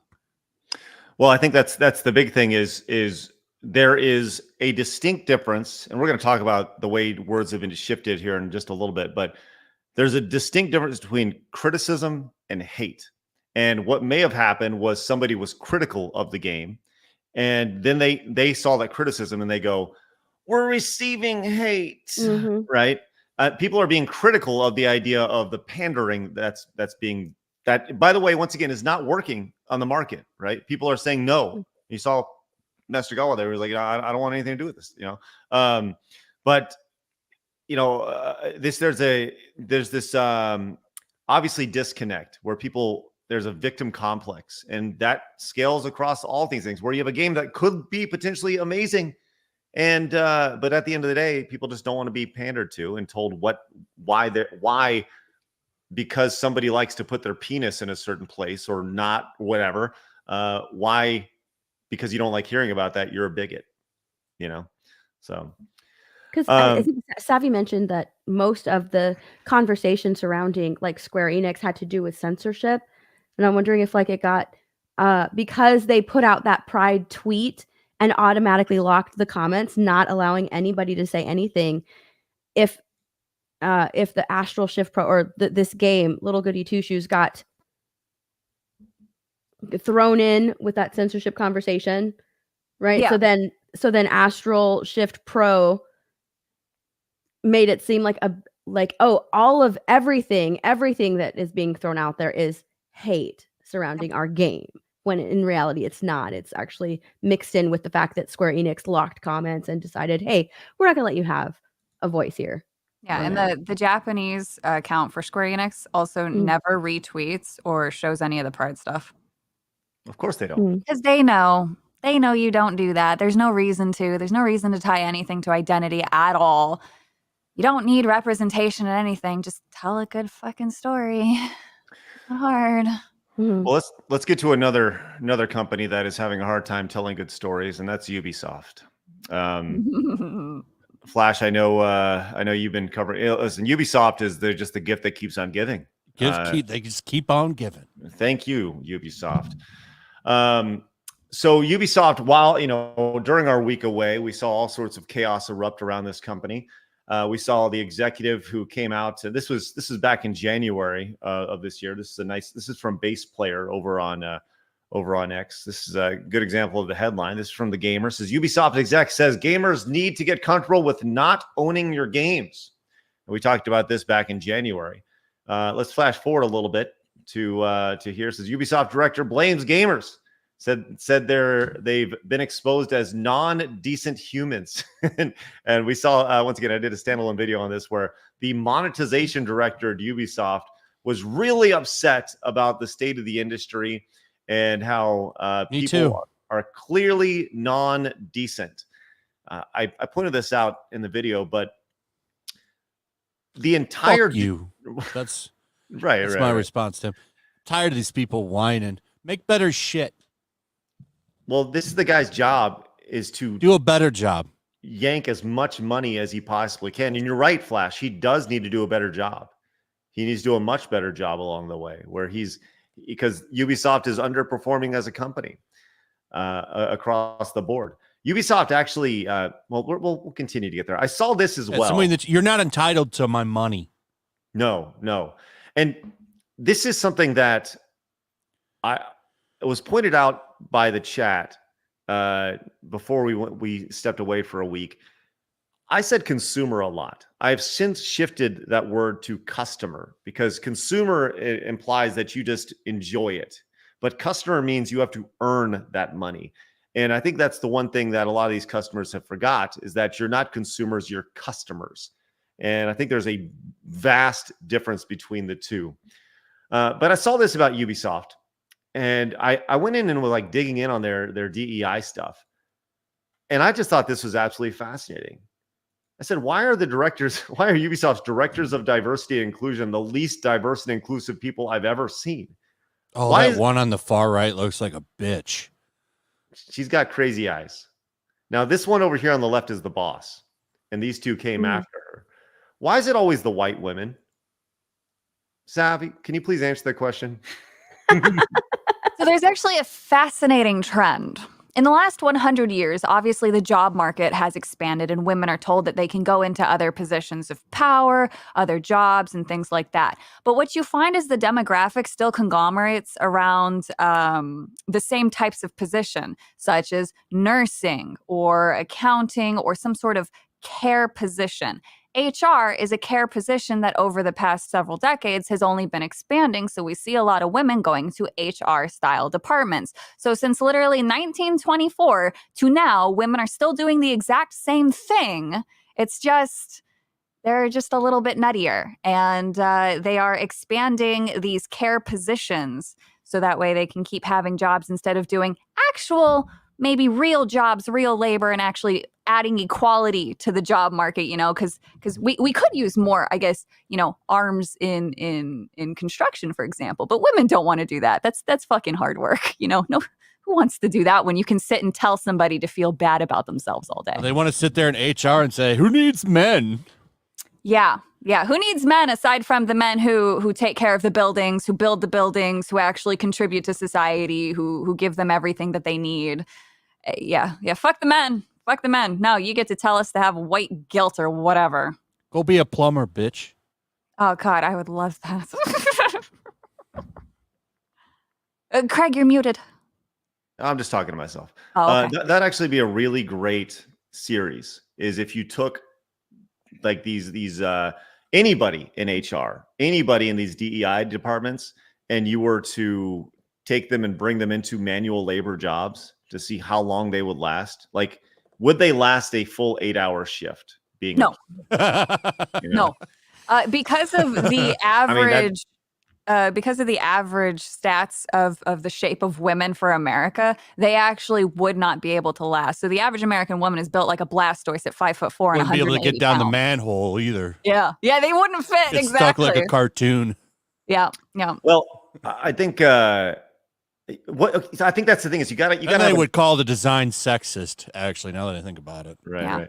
And anti-woman. What is and Steph, I got a question for you. What is the least manual labor job that you could, what's the lowest hanging fruit? If we were to take this idea and bring these DEI department heads or HR heads or whatever over to a manual labor job, what is the lowest, probably the easiest manual labor job that you can think of? The easiest probably like working in the stock room at like a Walmart, maybe. Holding the sign. Oh yeah, that'd be awesome. That'd be great. Open house. When you see construction sites, the person that's like directing traffic. Oh yeah. Slow or stop. But you wear the yellow vest, so. Yes, man, that'd be awesome. I saw a video, and I can't remember who the YouTuber was, but she was talking about what Savvy was mentioning, how only women have chosen these certain jobs throughout history, and they've sort of like stayed there.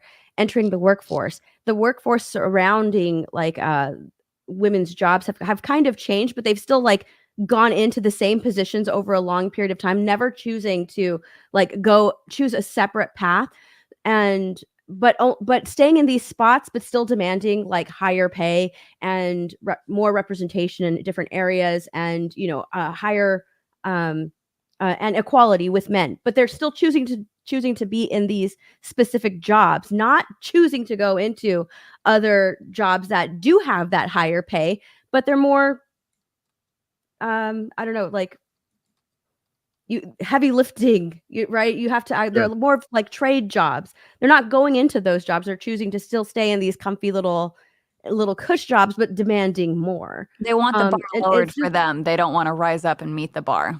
Yeah, they don't want to rise up and meet the bar. They want the bar to be lowered to meet them. And so they're still choosing these cushy work jobs, but they are demanding more. It's interesting that like that these people that women are maintaining this argument for years and years and years, and they'll still criticize other women who go into these other types of jobs. They'll criticize them. Yeah. Well, Steph, you mentioned the idea of bringing the bar down. That's not equality. That's equity, right? That's the thing that we saw, So that's why it's so important to them. That's right. Yeah, because God forbid they work hard. God forbid they go out into a cornfield before the sun is even up and detassel corn manually by hand. I did that, by the way. I did that for the summer. I'm taking back the sign comment too, because I forgot, like, standing in that same spot for a while, your legs get stiff and stuff. Like, that hurts. So that's a job I don't think that they would want. No, either. they couldn't do it. They could not last an entire shift. Well, I would love to see it with these people. With that said, they also are having trouble doing their main job, which is developing good games. And this was interesting. This is from Culture Crave, which you can take it for what it is via Insider Gaming, that apparently Ubisoft is reporting to release around 10 Assassin's Creed games over the next 5 years. 10. What? They're not even going to make it 300 days at this point. Oh, man. How many of the main characters will be gay out of the 10 games? Well, to reflect society, clearly 9 of the 10. Yeah. That's right. Jesus. So obviously the stock share of Ubisoft has not gone very well. We've talked about this at length, almost ad nauseum over the last 6 months. They're not going to be here over the next 10 years, Craig. Well, maybe in name only. Yeah. But someone's going to come in, I think, and swoop them up and probably hollow out that company. You're going to see a lot of people gone because of redundancy. There's just no way that they can. Will they be here in 5 years? When the 10th... the name will be, but right. The company itself will be a shell of what it was.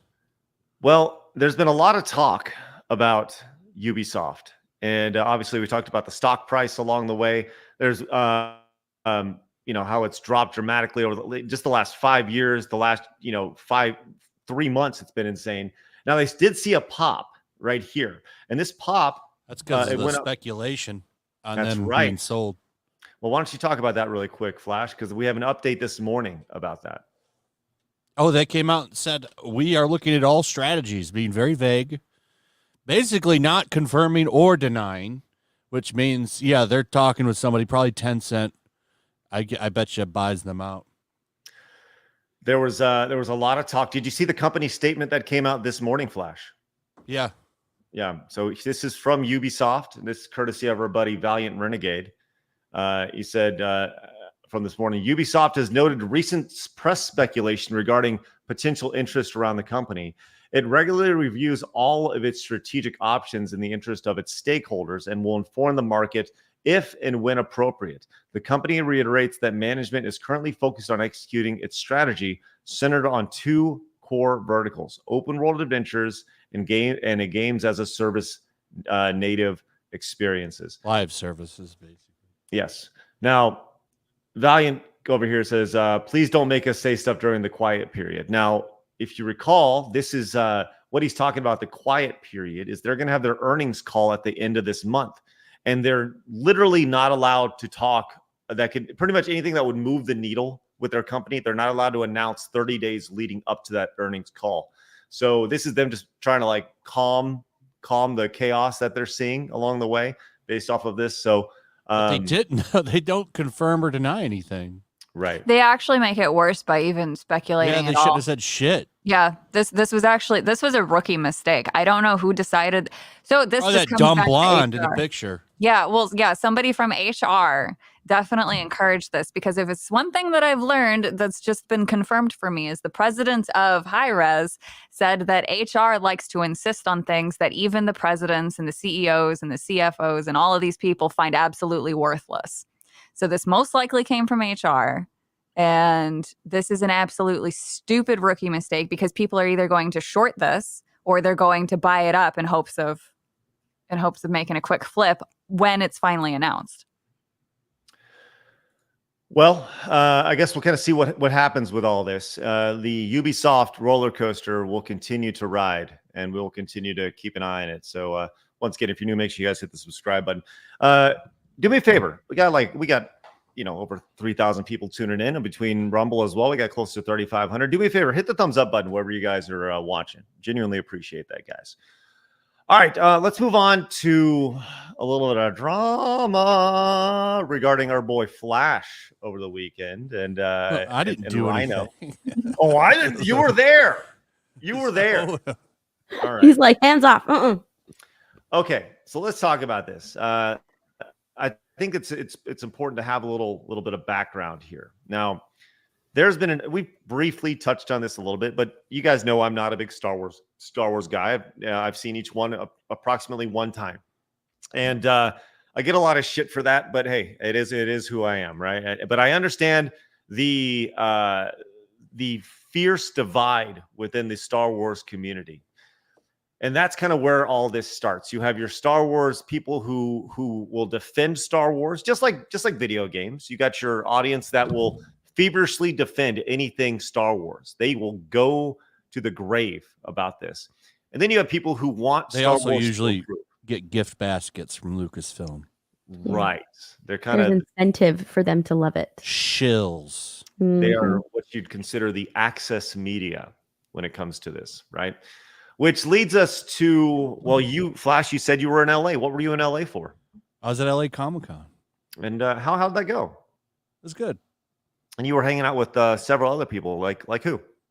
Film Threat was there, Verbal Riot, Star Wars Girl, and Raging Rhino. Oh, yeah. Which Rhino came in with a nice super chat earlier, making his way over to Florida now, which is great. Now, this was interesting because we saw this other person, Sawyer, who loves Star Wars, so much so that it's actually in their Twitter handle here. Now, who is Sawyer, Flash? I didn't know who she was until this weekend, but she was a part. So she's a small Star Wars content creator, and she was part of that little coalition led by Star Wars Explained and Rewriting Ripley that tried to cancel Nerdrotic and Geeks and Gamers and Star Wars Theory, Critical Drinker. Remember that? I mean, that wasn't long ago. And she was a part of that push and was trying to get people demonetized. And Raging Rhino recognized her and just went up to her and said, nice try trying to cancel Star Wars YouTubers, loser, and walked away. He didn't yell at her. He just said what he said. That was it. That's exactly what he said. Hold on, Flash. So you're telling me that he didn't walk up and scream in her face? There's Verbal Riot right there, too. Yeah. And he was right next to him. I was not right next to him. I was actually like across the aisle looking at comic books when all this went down. I was looking at some comics that I wanted to buy, and they were all over there by some other booth, and that's when he said that to her, and she treated this like it was her own personal 9/11. Okay, so she said, "Shout out to the man who screamed in my face about my advocacy against toxicity in fandom. You're bold, buddy. I'll give you that." And he said Verbal Riot, who was standing right next to it, Said Yep. screamed in your face. I was right there when it happened. All he said was sarcastically, "Great job going after YouTube channels," and he walked away. But I guess your story will get you more victim points, right? He did call her a loser though. Okay. Also, well, but I mean, she is, so I don't see the problem. How dare? Yeah, that's right. He probably said, How Brothers did in you guys MAGA recognize her? That's I didn't know who probably the hell she was. They recognized her. how the picture of her in the wild and her Yeah, they're completely different. She's working those completely filters. different. She changes bone structure through Yeah. Facetune. Yeah, she's using filters. You can use filters to do all that shit, change your face and everything. I don't know I didn't even know who the hell she was. But fuck her. She's a cancel hog.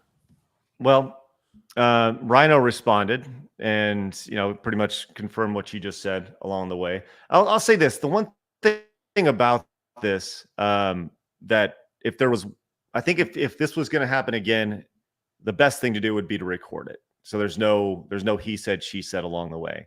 And you said you didn't know it was going to happen. I'm sure Rhino didn't even know it was going to happen. He just kind of walked up and did it. But I think it would have been better had he actually recorded the incident, so that way, he could show it off and show what bullshit it was, even if he just had it camera down to the side, So a little bit of creator drama along the way. This is what happens when creators get together, when real life faces, when the internet becomes real life. So will anything be gained from this interaction?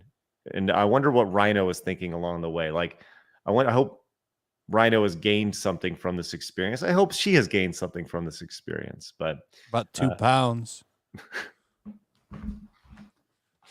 God damn, Flash. God damn. All right. Well, the one thing about this that's been consistent along the way. She put out a TikTok about it. Do you want to watch it? I saw it. Yeah. Wait, I don't did? I don't Yeah. know. Oh yeah. Here, I'll put She it in recorded private. it. She recorded it and posted it like right away. I swear it was like 10 minutes after the interaction. She like went over. Well, no, that no. picture of her. She actually, it was different than that because she She put out posted one another that right away that said like, hey, if you're at Comic-Con, be that nice. picture something of like her by that white pole.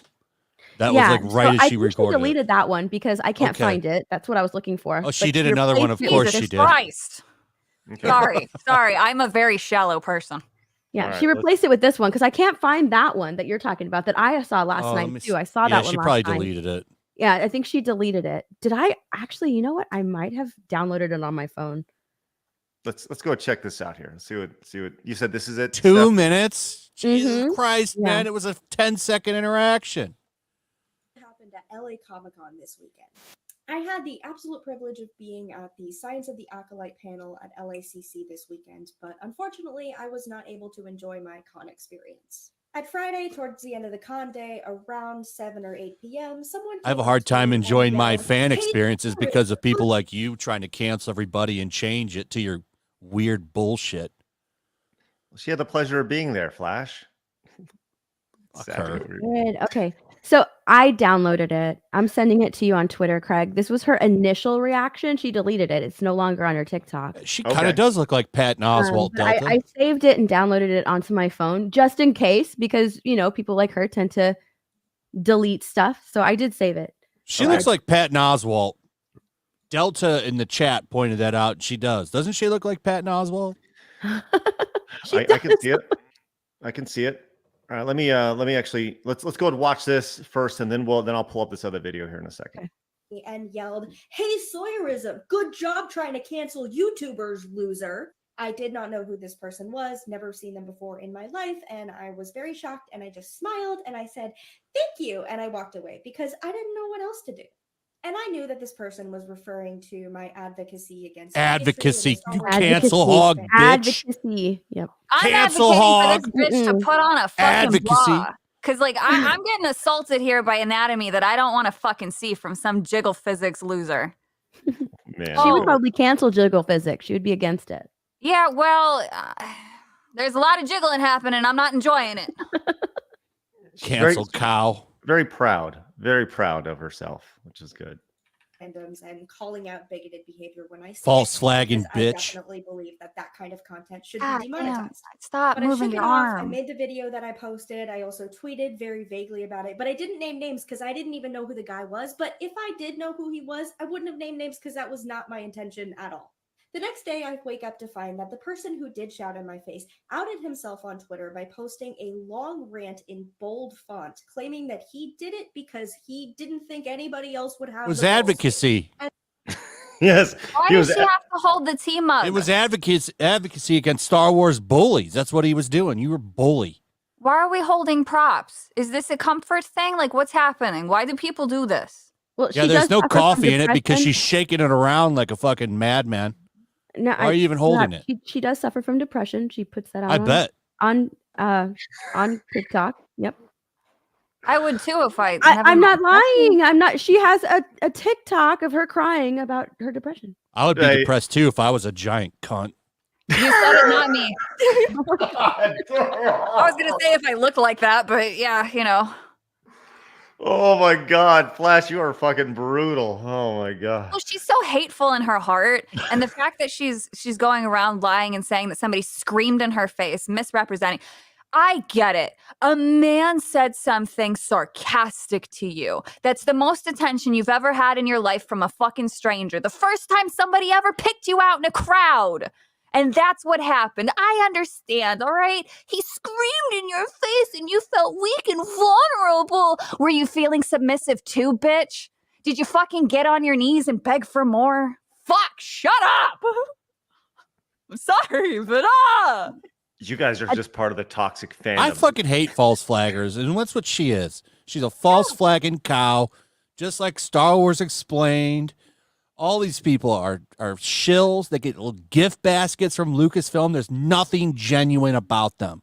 And they think that if they get rid of Star Wars Theory and Neurotic, that everyone's going to all of a sudden start liking these dog shit shows. Fuck off. Let's see what else she has to say. I'm sure this will go well. Can I And for that, localize sir, it? Here we go. Let's continue. the balls to. And for that, sir, I commend you.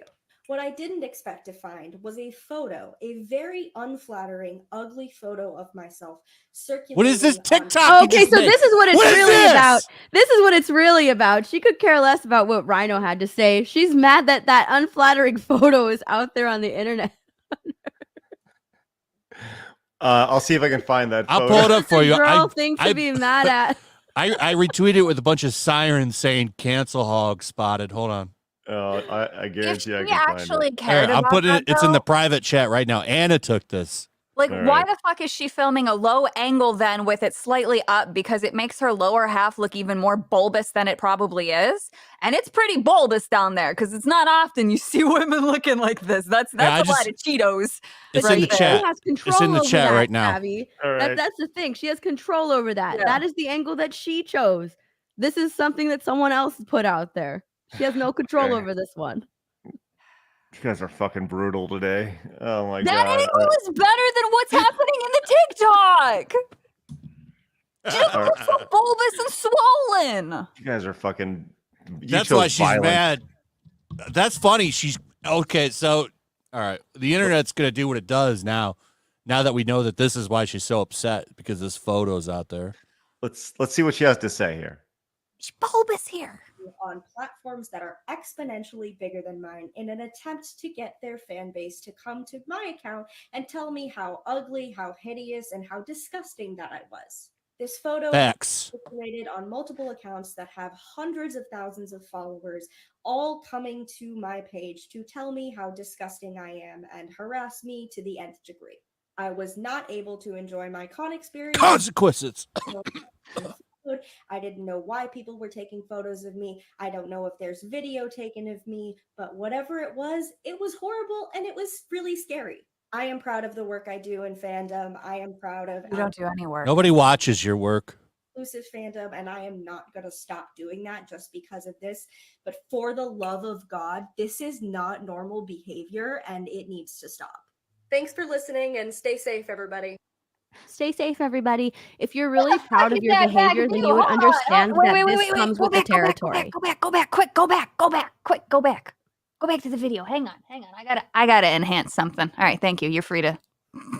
If you're really proud of your work and your advocacy, you saw how much backlash that you got when you tweeted out about, deplatforming all of these YouTubers and taking away their livelihoods. It backfired tremendously on you Big guys. time. Yeah. So you have to accept the fact that your advocacy comes with consequences, and this is what is going to happen. All right, people are going to recognize you as someone who tried to deplatform YouTubers, tried to take away their livelihood, and did not accept that, did not approve of that. And these are the consequences of it. You have to accept the bad with the good. If you truly are like, I'm proud of what I do, then you also have to accept the bad things that come with it, right? I mean, all of us have DMs. I'm sure that we have all gotten hate in our DMs. That is a consequence, or something that goes along with what we do here on YouTube and speaking out. You have all of these weird people being upset at you because you put out a tweet or you put out a video that they didn't agree with, and they'll come to you and either leave a hate comment or go to your DMs. Shit, Ripa had a whole Dallas meetup and someone was outside of the meetup who didn't agree with him there, right? There's going to be people that just don't agree with you, and you have to accept that. It's just something that you're going to have to deal with. But no, she's going to cry and play a victim. So this original 25-second video, Steph, I can't access it for right now. Is there anything worth talking about in that? Oh, I don't know what, I can't remember what she says in it, but well, let me see if I can get it. Yeah, see if you can share your screen on that real quick. Blabs, sorry, not Blabs. Savvy has sharing. What do we have here, Savvy? Well, I just found where the Dragon Age Veilguard character creator limitations come from. Let's see, what do we got here? What are we looking at here? What is I thought that generally as you gain weight, it would go to your ass too, but there's no butt. That's incredibly flat. Hmm. Like I'm just saying, like, if you're concerned about unflattering images, why the hell are you showing 360 all of that? Oh, that's her. Yeah, that was the thing that I saw in the background. That's her. I thought that was somebody else in the background. Okay, no, that was her. That was just some dude hanging out. All right. Okay. Well, there you go. Well, I didn't know you guys were going to choose violence. She did take it down. I just went because we had it in the Comic-Con room that we made, and it says video currently unavailable. This is definitely the meanest I've been, but like, I'm sorry if you're gonna lie and say that somebody screamed in your face and then go on to make more tweets about how you were harassed. Like, if that's the worst thing you've ever experienced, thank fucking God. I'm actually so happy for this individual that this is the worst thing that they've ever experienced. They haven't been followed, they haven't been stalked, nobody tried to break into their home. All these things, by the way, have happened to me. So it's like, fuck you. Like, I get it. Somebody said something mean to you, and now you feel vulnerable and submissive. Just shut up and just go about your fucking day. Nobody cares. I wonder if it made her think like maybe I'm doing the wrong thing. No. And how dare you? How dare you make me doubt myself? It was advocacy. Yeah. Well, should we check out this initial video, this 25-second stuff? Yeah. If we have to. That was what she was recording by that poll. Yeah. Basic Comic-Con etiquette. If you see an internet personality that you aren't a fan of, don't go up to them and scream in their face about how much you aren't. Look at her eyes, dude. Don't try to cancel people, bitch. Look at her eyes. A fan of them. It probably won't. I wonder if she deleted it because that's not what he told her. He didn't say that I'm not a fan of you. He did. Their feelings. Oh, he did? No, he didn't. All he said was, nice try trying to cancel Star Wars YouTubers, loser. Oh. And he didn't even yell. He said it in a normal voice. Hurt their feelings, but it will definitely make you look like a terrible person. No, but I'm so serious. Don't do that. You're a terrible person. If you see an internet personality that you really like and you Cancel want to say hard. hi to them, do that. But if you have nothing nice to say, don't say anything at all. You should take your own advice. Yeah. That was the initial video. I don't know why she took it down. Well, I think there's that shit. Right. Yeah, it is odd to kind of take that down. I'll say this. It is interesting, though. By the way, I'd like to welcome all of the defenders of her who before watching the show today to see all the bad things that Savvy Flash said about her. This is definitely the meanest I've ever been. Usually I'm very polite and don't go after someone's looks, but like, bitch, you look like a hateful cunt. Not like she looks ugly. And you know what? Here's the thing. All She of her looks defenders, I hate you too. Yeah, but she's not ugly necessarily just because of the way she looks and her laziness and her lack of motivation to take care of herself and obviously the Twinkie butt. But she's ugly because of the hate that she has in her heart. She's ugly because she spends all day trying to tear down somebody else because she doesn't want to put in the work. She's ugly because she fucking lies and misrepresents things and claims harassment when there was no form of harassment whatsoever. So that's it. God damn it, I want a new name. Flaring nostrils on her. Yeah, she does look That's bad. a perfect picture right there. If everyone I paused it there. Yeah. That was a good pause. God damn it, I want a name says, holy crap, what is this? That was a genuinely rage-filled scream from Flash. That was the real anger of a man that had just had his BS limit meter broken. Tired of these people, man. These false. That really pissed me off when that happened, when they were going after those guys. Oh, yeah. For nothing. Just for criticizing and making fun of a show. And they tried hard to cancel it, real hard. And they're not done. They're going to come back again, trying to cancel them. Because there'll be more bad Lucasfilm shows. You know there'll be more that are bad. And they're going to get made fun of, too.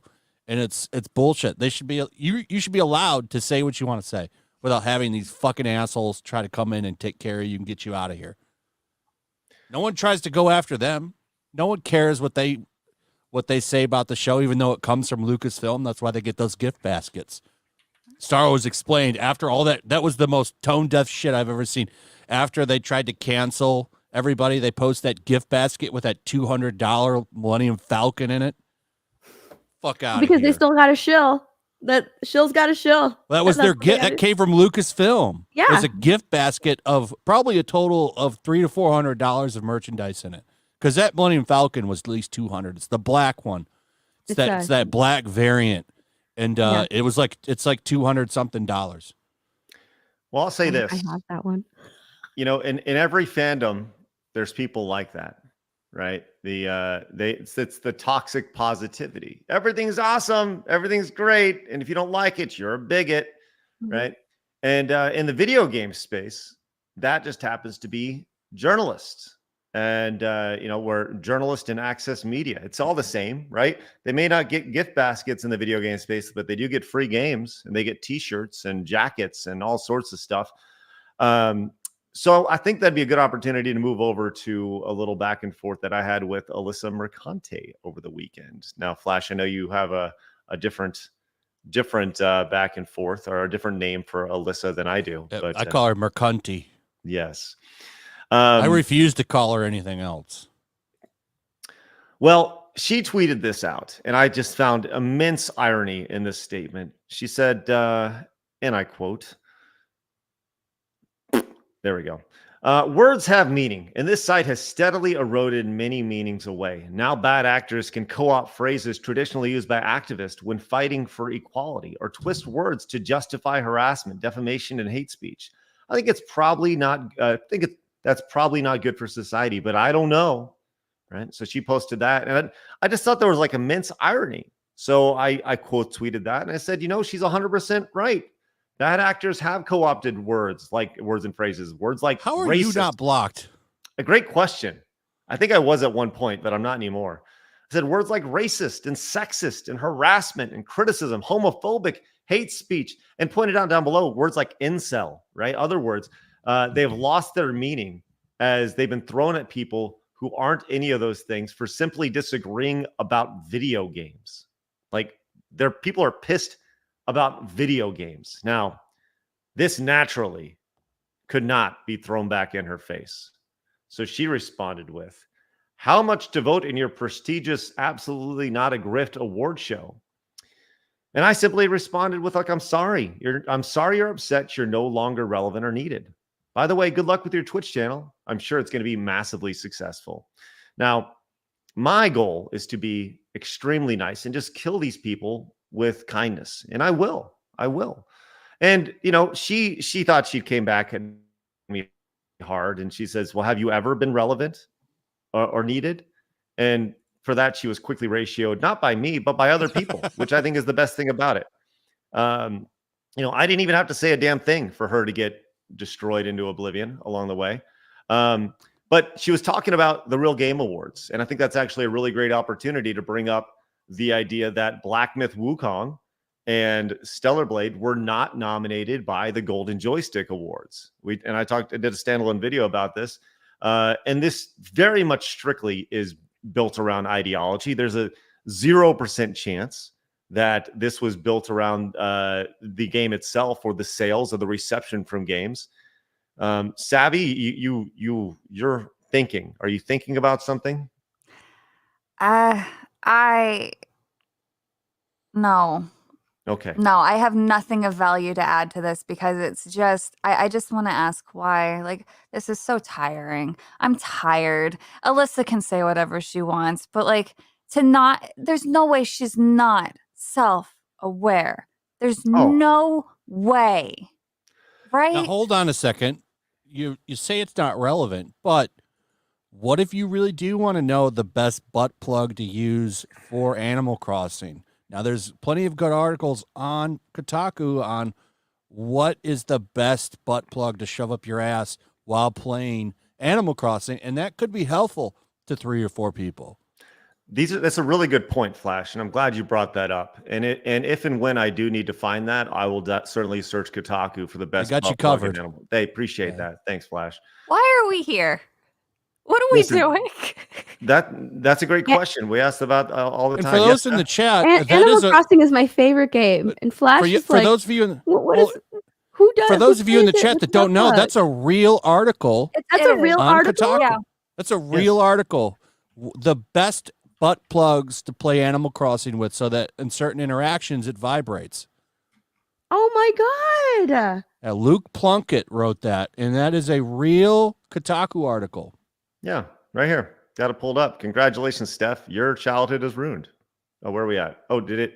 What happened here? Let me refresh here. There we go. So this is a thing.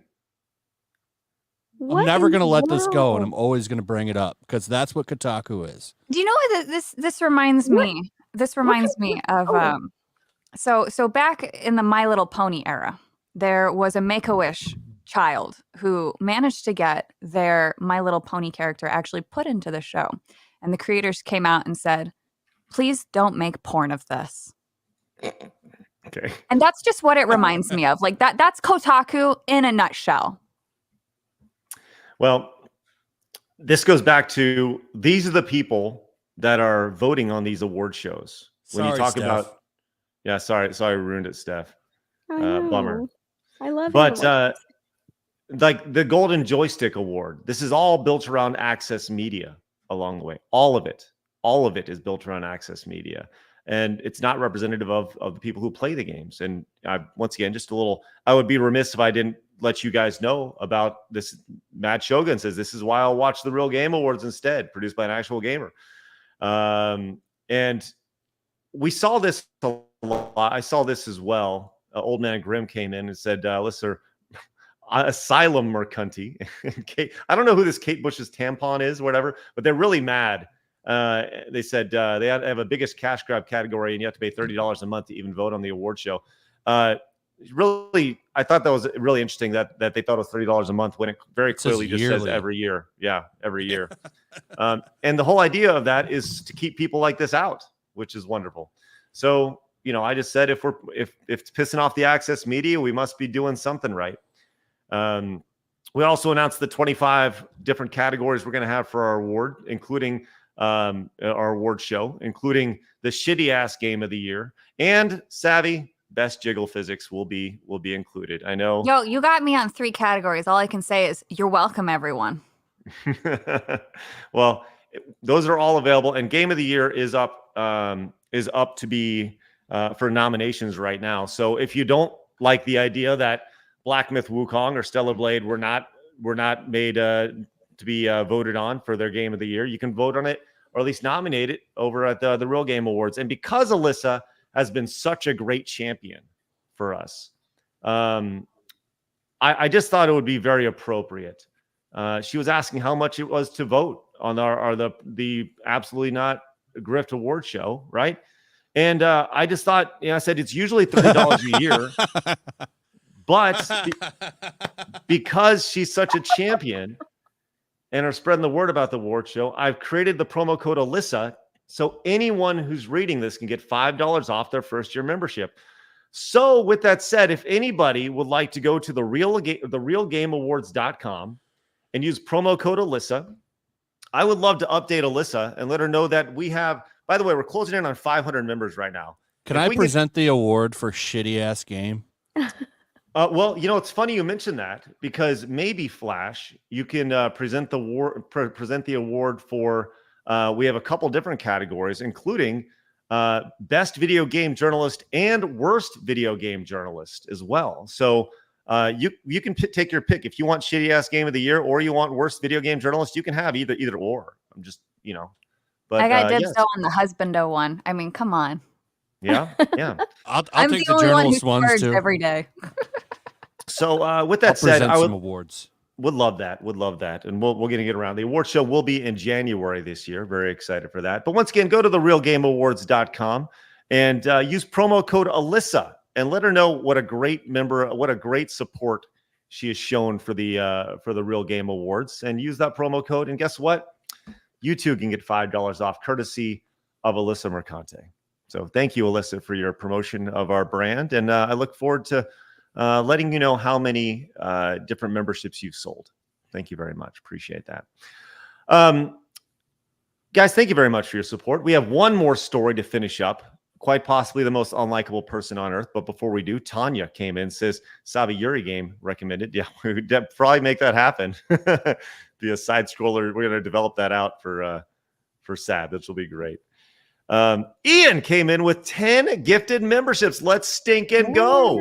Hey, Ian, thank you very much. Blabs isn't here, but I'll give you an ooh woo for that. Thank you, Ian. Appreciate it. Savvy, you do it. Ooh. There you go. It's great.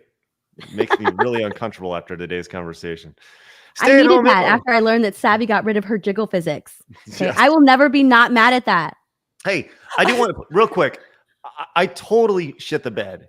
Because Evan came in and Dan came in. Dan came in with a 50. Evan came in with 100. We actually do have a $150 tier. I'm going to combine them both. I didn't play the boobies when they came in. We have a $150 tier, which is just straight right up in your face. Holy shit. That's what you gave up, Savvy. Okay, what if I told you I have a way to have that size titty again right here in this room? What? One of these days, you guys will see.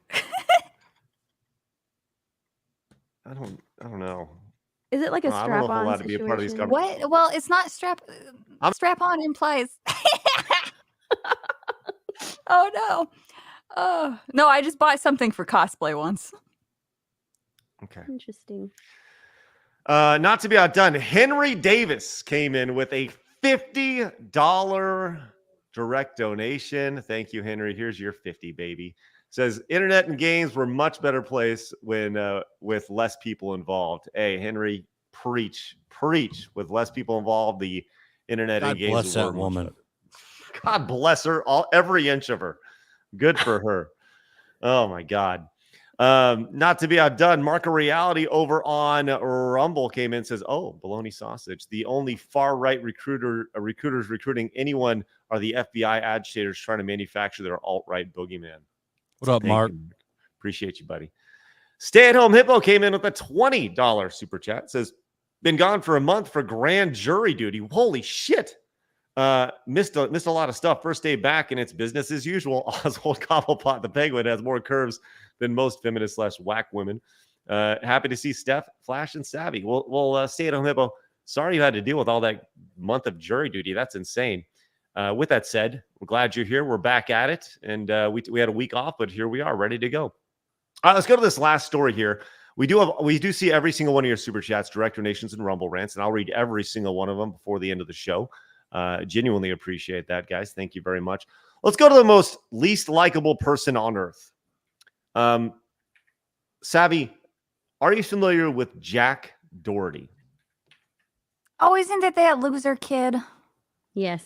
He is indeed the loser kid. This is I don't know how this kid got famous, but this is the kid who he walks around and he I don't know. Like, how did this guy, Steph? Maybe you know. How did Jack Doherty get famous?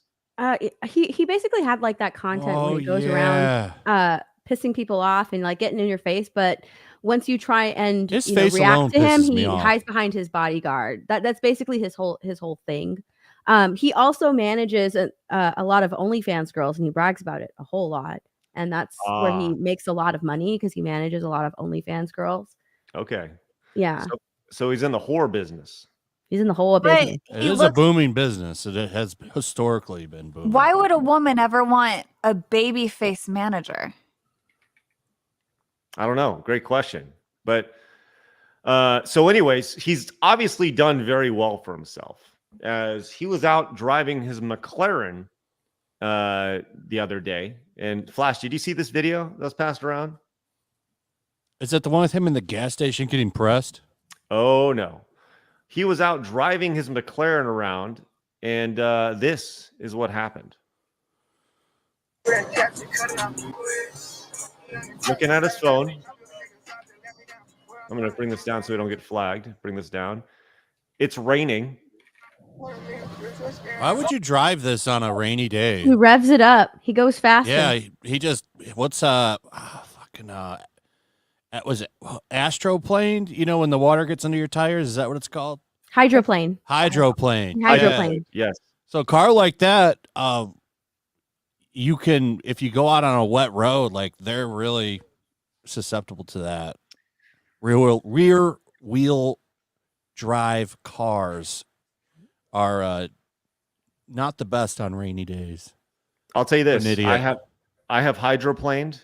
I had a Firebird, and I hydroplaned on a rainy road, and I did a full 360 across 2 lanes into a grass median. I was so fucking lucky. And I didn't rev the engine. I didn't do anything. I just caught some water in a bad spot, and I got so fucking lucky. I've hydroplaned twice, both times in a truck.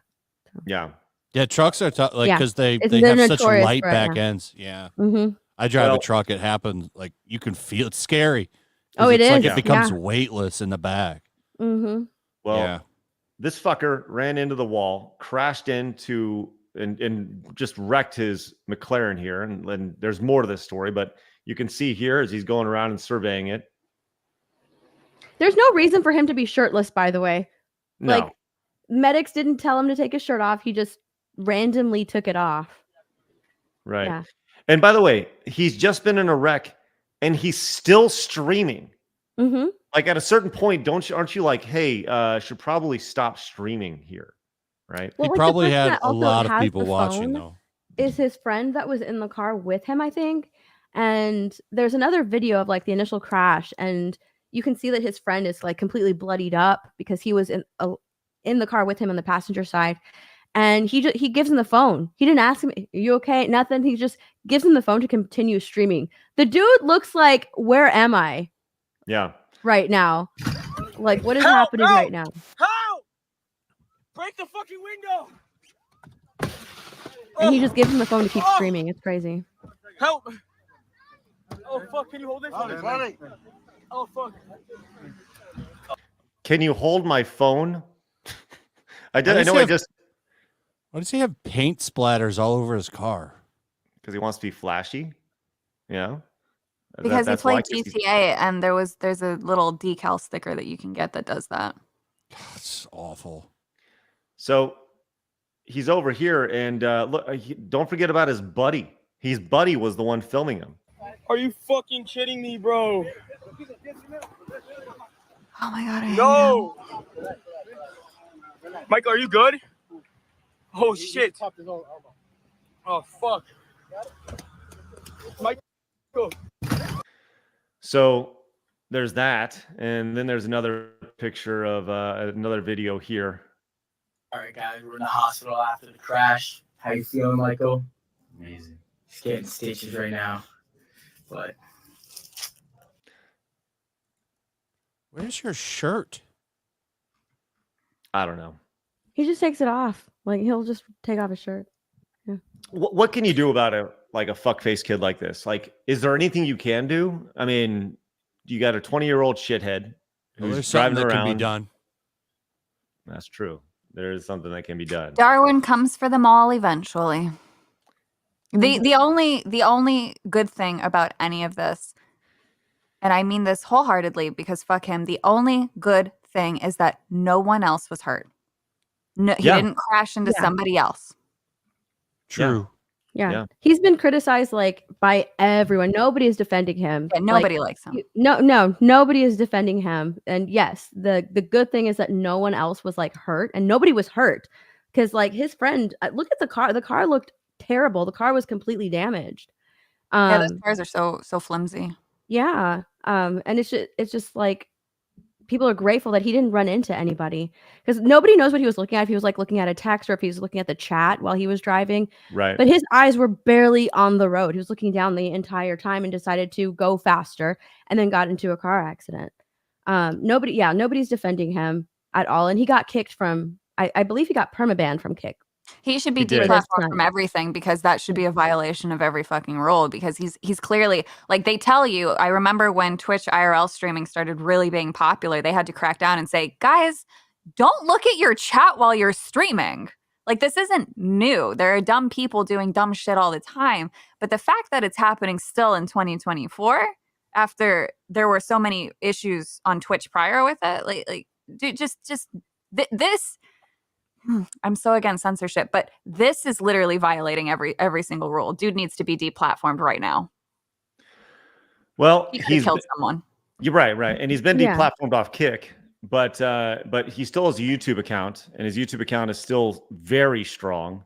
You can see his subscribers over here. He has over 1 million subscribers. He did 10 million views this month on his channel. Well, of course he did. He banged up one of the most expensive cars out there. Right. But you can see his, last month he gained 135,000 subscribers, 70 million views last month. Like, God, fuck this guy. Fuck this guy. God, I don't get the appeal. I really don't. I don't get the people appeal. like dumpster fires. This is just gonna always happen. Nobody likes him. Nobody thinks this is cool aside from maybe edgy 13-year-old boys who are revolting against their parents, right? Like, True. You can make so much money just being a dumpster fire. It's why Jersey Shore and reality TV was such a hot thing back in the day. Right. And then eventually those people did grow up and, they became better people. But like people like him, when it's your every single day and you're live streaming it every single day, you just keep going worse and worse because you have to constantly up the ante. He's gotten into a car crash. He's not thinking, oh, I'm so lucky to be alive. He's like, how do I outdo that? Mm-hmm. And what's funny is that like I'm going through his YouTube videos, and while he does have a lot of subscribers, they don't like him. Every single one of his videos are ratioed. Yeah. And just like with advertisers, though, nobody cares what the view is for or what the intent of the viewer is. It's just that the view happened. That's how it all works. Right. What a dick face. That's all I got to say about that. What a dick face. Yep. All right. Quick reminder. Check this out. Discount Superhero came in and says, I just signed up for the Real Game Awards. Thanks, Alyssa. You saved me $5. Let's go. Appreciate that. Head over to therealgameawards.com and become a member, an annual member. Save $5 by using the promo code Alyssa. That's ALYSSA at checkout and save $5 on your first year. Appreciate that. Greatly appreciate that. All right, look, we've had a lot to catch up on today, and we have a lot of super chats to get to. So I will allow Savvy and Flash, if y'all want to bounce, you can bounce too. Steph, I'll even give you the opportunity to bounce if you want to bounce. We're going a little bit long over. Do you guys want to bounce or do you always want to stick? Yeah, I got to take off. Yeah, do your thing, buddy. All right, Flash, tell everybody where they can find you, my friend. Find me over at Yellow Flash 2 and Yellow Flash. Excellent. Excellent. All right. Go check out Flash's channel. Link is down below. Genuinely appreciate you, Flash. As always, have a great rest of your Monday. We'll see you next week. Sure. See you guys. All right. And Savvy, you're coming back on Wednesday. So yeah, so I'll mosey for now. Yeah. Usually I do stick around, but I'm gonna go cook some lunch. Yeah, get the hell out of here. That's all good. Good. Appreciate you. All right, Savvy, enjoy your lunch and go eat some bread. Yes, more bread. Bye-bye. All right. And Steph, if you want to bounce too, you're more than welcome to bounce. Or if you want to stick, you're more than welcome to stick. Totally up to you. I will stick around. I won't leave you alone. What a stud. How great. Thanks, Steph. All right. Cool. Nikki came in, says those cars are designed to crump like that for the amount of speed that they do. And he will only learn to unlive himself or someone else. Hey, thanks, Nikki. Appreciate that. Yeah, it's a mess.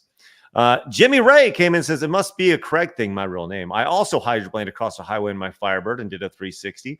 I wound up sliding down the grass ditch sideways about 100 yards and miraculously didn't flip when I hit the bank. Ooh. Man, you are. Hydroplaning is scary. Yeah. Jimmy, Craig, thank you. Appreciate that. I'm glad you're all right, my man. Glad you're all right. That's scary shit. Winter Fox says, these people are why we cannot have nice things. Female characters in video games are so ugly nowadays because they're projecting the ugliness of their hearts and minds. Ooh, Winter Fox. Thank you so much for your Canadian support. And I think that's a great comment right there. Mhm. Denny came in and says, the monetization director is judging me. Oh, noes. Also, my landlord thinks I'm too greedy, and my neighbor's psychic thinks I'm a fraud. Thanks, Denny. Appreciate that. Appreciate your support. Scooter says, I miss sick Blabs. I like angry Savvy. Well, Blabs will be back next week, hopefully fully ready to go. Yeah. Which is good. Patica Greg says, congrats on reaching 100K, side scrollers. Keep on rocking. Everyone coming in hot today. Love Salty Savvy. Thoughts on Silent Hill 2 remake? I'm still sus. Apparently, the Silent Hill 2 remake is pretty good. So definitely check it out if you're into it. MJ Cube is a brand new member. Appreciate that. Worthy wants to say, Craig, I got a pitch for you. Rant of the week featuring Savvy and Flash. Oh, listen, we're going to take some of those time codes today of some of those rants. Thanks, Worthy one. We'll put them up on social.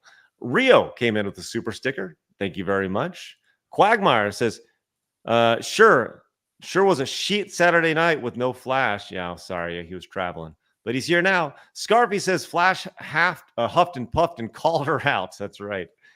Tanya says, fuck, took 5 years to send a super chat. Well, Tanya, please don't make it another 5 before we see you again. Appreciate that.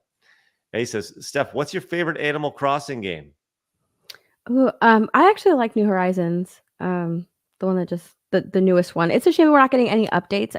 I don't know if we're gonna get a new game when the new Switch comes out. But I love New Horizons. New Leaf was good too. I actually like New Leaf more than a lot of other people do. Nice. Scala came in and says, Alyssa would like a golden joystick in her mouth. Oh, God. All right. Thank you. Crazy T says, I call her John Travolta's stepbrother. Thank you, Crazy T. Great to see you. Zealousy says, I'm willing to bet the rage video is taken down so the creature can go down the sympathy route. Good stuff. Probably. Dean. Yeah, go ahead. What's your saying, Steph? I'm sorry. I was gonna say probably. She probably took it down. So that way she can just, make that whole 2-minute video and really, especially since he outed himself the next day, since she didn't know initially who it was, and then he put out that tweet, so she saw who it was, and so now she can make like a full video saying poor me, poor me, right, poor me. Right. Playing the victim card, as always. As always. Dean says, even with pink hair, at first I thought she was a man. Master Gawa says, impossible for flattering photos of Piggy to exist. Jesus. Matthew says, her personality is the problem. She needs to calm down and rethink her channel and maybe be less of a C word. Jesus. Borg Porg says, had a blast hanging with you guys at LACC. Glad you've enjoyed Scum and Villainy Cantina. Would have been interesting if y'all came 30 minutes earlier for Sawyerism. Thank you, Borg. Sorry we missed that with Flash. Go and Soji says, Grimace really fell off. Damn. Solid Monkey says, I zoned out for a minute there. I cannot hear what this pink-haired man is saying. Scala came in, says, as a new member, thank you very much. Appreciate that. Nice avatar. The Thrillist came in, says, whatever it is built bad. And Crazy T says, she doesn't jiggle, she waddles. Yikes. Oh. Matthew says, the only thumbs up because it's only thumbs up. I'll only thumbs up because Savvy is here. Well, she's not anymore, so sorry about that. Janice came in, says, congrats on 100,000 normal men. Let's make it 110. Let's go. I would love to get to 111,000 just by the time Blabs gets here. That'd be a week, but I don't think we can do that. But I'll tell you what, man, we're going to continue to grow. Lucifer came in with the 5 Canadian money. He says, I just got a new puppy. She is adorable, smart, and seeing is she's peeing all and she is peeing all over the house.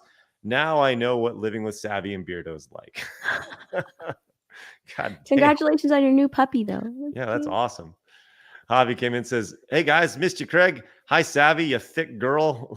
Leave our punching bag Blabs alone. Thank you very much. I'm sorry, I read that a little bit ago. Claydex says, send the Enola gay to reprimand Blabs. All right, Claydex, I don't understand that reference. Jake came in and says, congratulations on 100,000 normal men. Yeah, man, we're definitely going to do a big celebration once Blabs gets back. That'll be fun.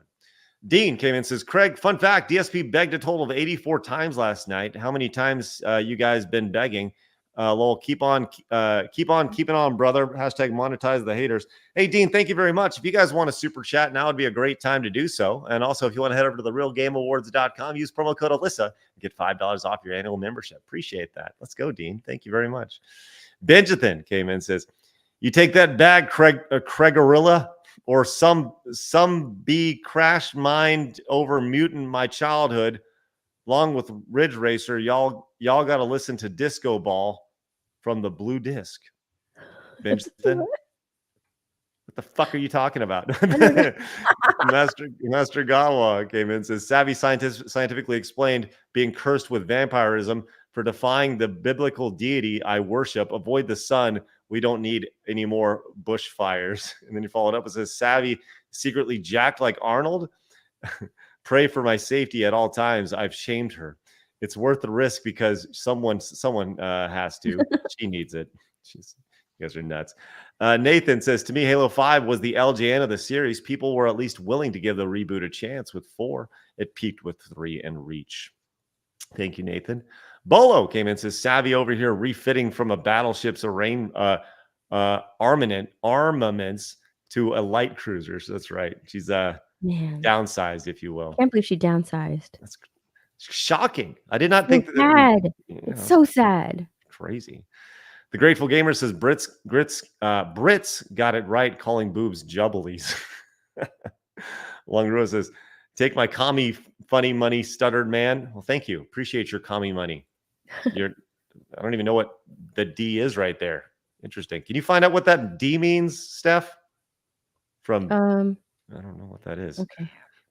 Sunderwear says, should have stayed fat. Talking about Sam. SBZ says, Batman, where are they? Where are they? Javi says, Savvy could tan? Wouldn't she just turn pink? Yeah. Elite Neo says, Steph, please don't pull a Savvy. Please don't get rid of yours. Let's not make it weird. Don't make it weird, Elite Neo. He says, as a novice character designer, that 2005 goth punk aesthetic sneaks into all my work all the time. Help. Thanks, I appreciate that. Reddy says, Brits call them Babs. I call my girls sweet treats. There you go, Ruddy. Nice. Das Pooch says, a friend in high school on the cross country team had 42 double D fun bags and gave her pain. She had surgery to go down to 34C. I don't believe, Savvy. Oh, okay. So it's a Vietnamese dong. Oh, we love the Vietnamese donk. You said dong with a G. Oh. Say it again. Nothing makes Savvy happier than a Vietnamese dong. Josh Rush says, congrats on 100K. Thanks, Josh. Ruddy came in and says, Oxford Dictionary adds salves as a word for boobs. Let's go. Uriah of House Right says, it's not too late, Craig. You still have Kirsha for fan service. That's true. Kirsha will be on this week. Oh, yeah. Marco Reality says, you missed my rant. I got it, though. And they followed up over on Rumble, says, could someone ask Savvy what she really thinks? Yeah, Savvy was unhinged today, and I loved it. Soul Silver says, Yuri Sasyao is ruined by social media, and I will never forgive these people for using it for their political means. Thank you, Soul Silver. Scarfy came in and says, if they want to stop giving quote unquote chuds a win, then they should stop putting DEI on the table to win against. That's right. A came in and says, isn't the mascot pride flag wrong? No triangle. Yeah, you're talking about the Square Enix one. Yeah, they got the wrong flag, or do they? I don't know. Yeah. Master Gawa says, ironically, we now know why SNL was. What's that? So it keeps changing. So right. I don't really know. Scarpy says NPR is not storytelling. They're also not news. Hobby says I hope all the Floridians in the chat stay safe. Yeah, I just saw that the hurricane looks like it's going to go straight through Central Florida. I think someone texted me saying that it upgraded to a Cat 5 now. Jesus Christ. Yeah. Well, hope you guys get more than $750 worth of relief. And Cladex came in and says Enola Gay did a payload for Hiroshima. Oh, okay. Thank you. Look at that. Sun Wukong came in and says Namaste from India, Sir Craig. Hey, love all our Indian friends out there, which is great. B. Barrett came in with a 2 over on Romo, says Savvy rants are the best rants. Thank you, B. Barrett. Appreciate that. Debrew that do says Halo really pissed me off when they eliminated couch co-op, and it would cost me over $1,000 to play the campaign with my kids. $1,000 to play the campaign. Holy shit. What version of Halo are you playing? Mongoose says, please don't startle Savvy. You should never trigger the fight or flight response of a flightless bird. It's good stuff. Mark of Reality says, Jiggle Physics losers, Savvy invented a new one. And followed up with one more, says, how the fuck does that cotton candy looking woman know what is quote unquote normal? And Mark of Reality followed up one more time, says, I was blocked by Alyssa Mercante before I even knew who she was. And I'm a nobody. Craig, on the other hand, just goes right under her X page. What the fuck? Yeah, I don't know. And Frostlord says, I love Animal Crossing too, Steph. You're not alone in having your childhood ruined. It was totally I've never seen, like, what is the point of that plug? I don't know. It's so gross. Over on locals, Felstiff says doesn't get any more normal man than discussing boobage. That's right. That's good stuff. All right, we are caught up. That was easy breezy. Hey, Steph, we're 1 day in to this fun adventure we had together. I can't wait for the rest of the week. Yeah, appreciate. I'll be here all week. Yes. Steph's going to be with us tomorrow, and Razor will be joining us as well. Hey, do me a favor if you guys are wanting to become a voting member of the Real Game Awards. Once again, head over there, go to therealgameawards.com, and you can also let Alyssa Mercante know how much she helped your membership simply by using the promo code Alyssa at checkout. Get $5 off your annual membership, your first year. Really appreciate you guys heading over there, therealgameawards.com, and become. Our goal is 1,000 voting members. Right now, we're closing in on 500. I would love for you to hop on over there. That's going to be our big push this month, as we are now opening up category award nominations, and we started with Game of the Year. So every day we're going to have a new award nomination throughout the month, up to 25 days, which will be great for the 25 categories. With that said, Steph, you got anything you want to tell anybody about before we roll out? You can subscribe to my YouTube channel at My Nerdy Home. I put out some content every now and then. Love it. All right, I got to put Henry on the wall, but I appreciate you guys popping in. You guys have a great rest of your day, and remember, real quick, I'm going to be releasing a couple videos throughout the rest of the day. Instead of posting clips, we're going to be posting standalone videos. So you'll probably have at least 1, maybe 2 more the rest of the day. So make sure you guys watch those videos when they are released. With that said, have a great rest of your day. We'll see you guys tomorrow. It's great to be back. And with that said, remember, people are going to try to keep you down. Don't let them. You guys got a goal. Go get it. Have a great rest of your day, guys. See you later. Bye-bye.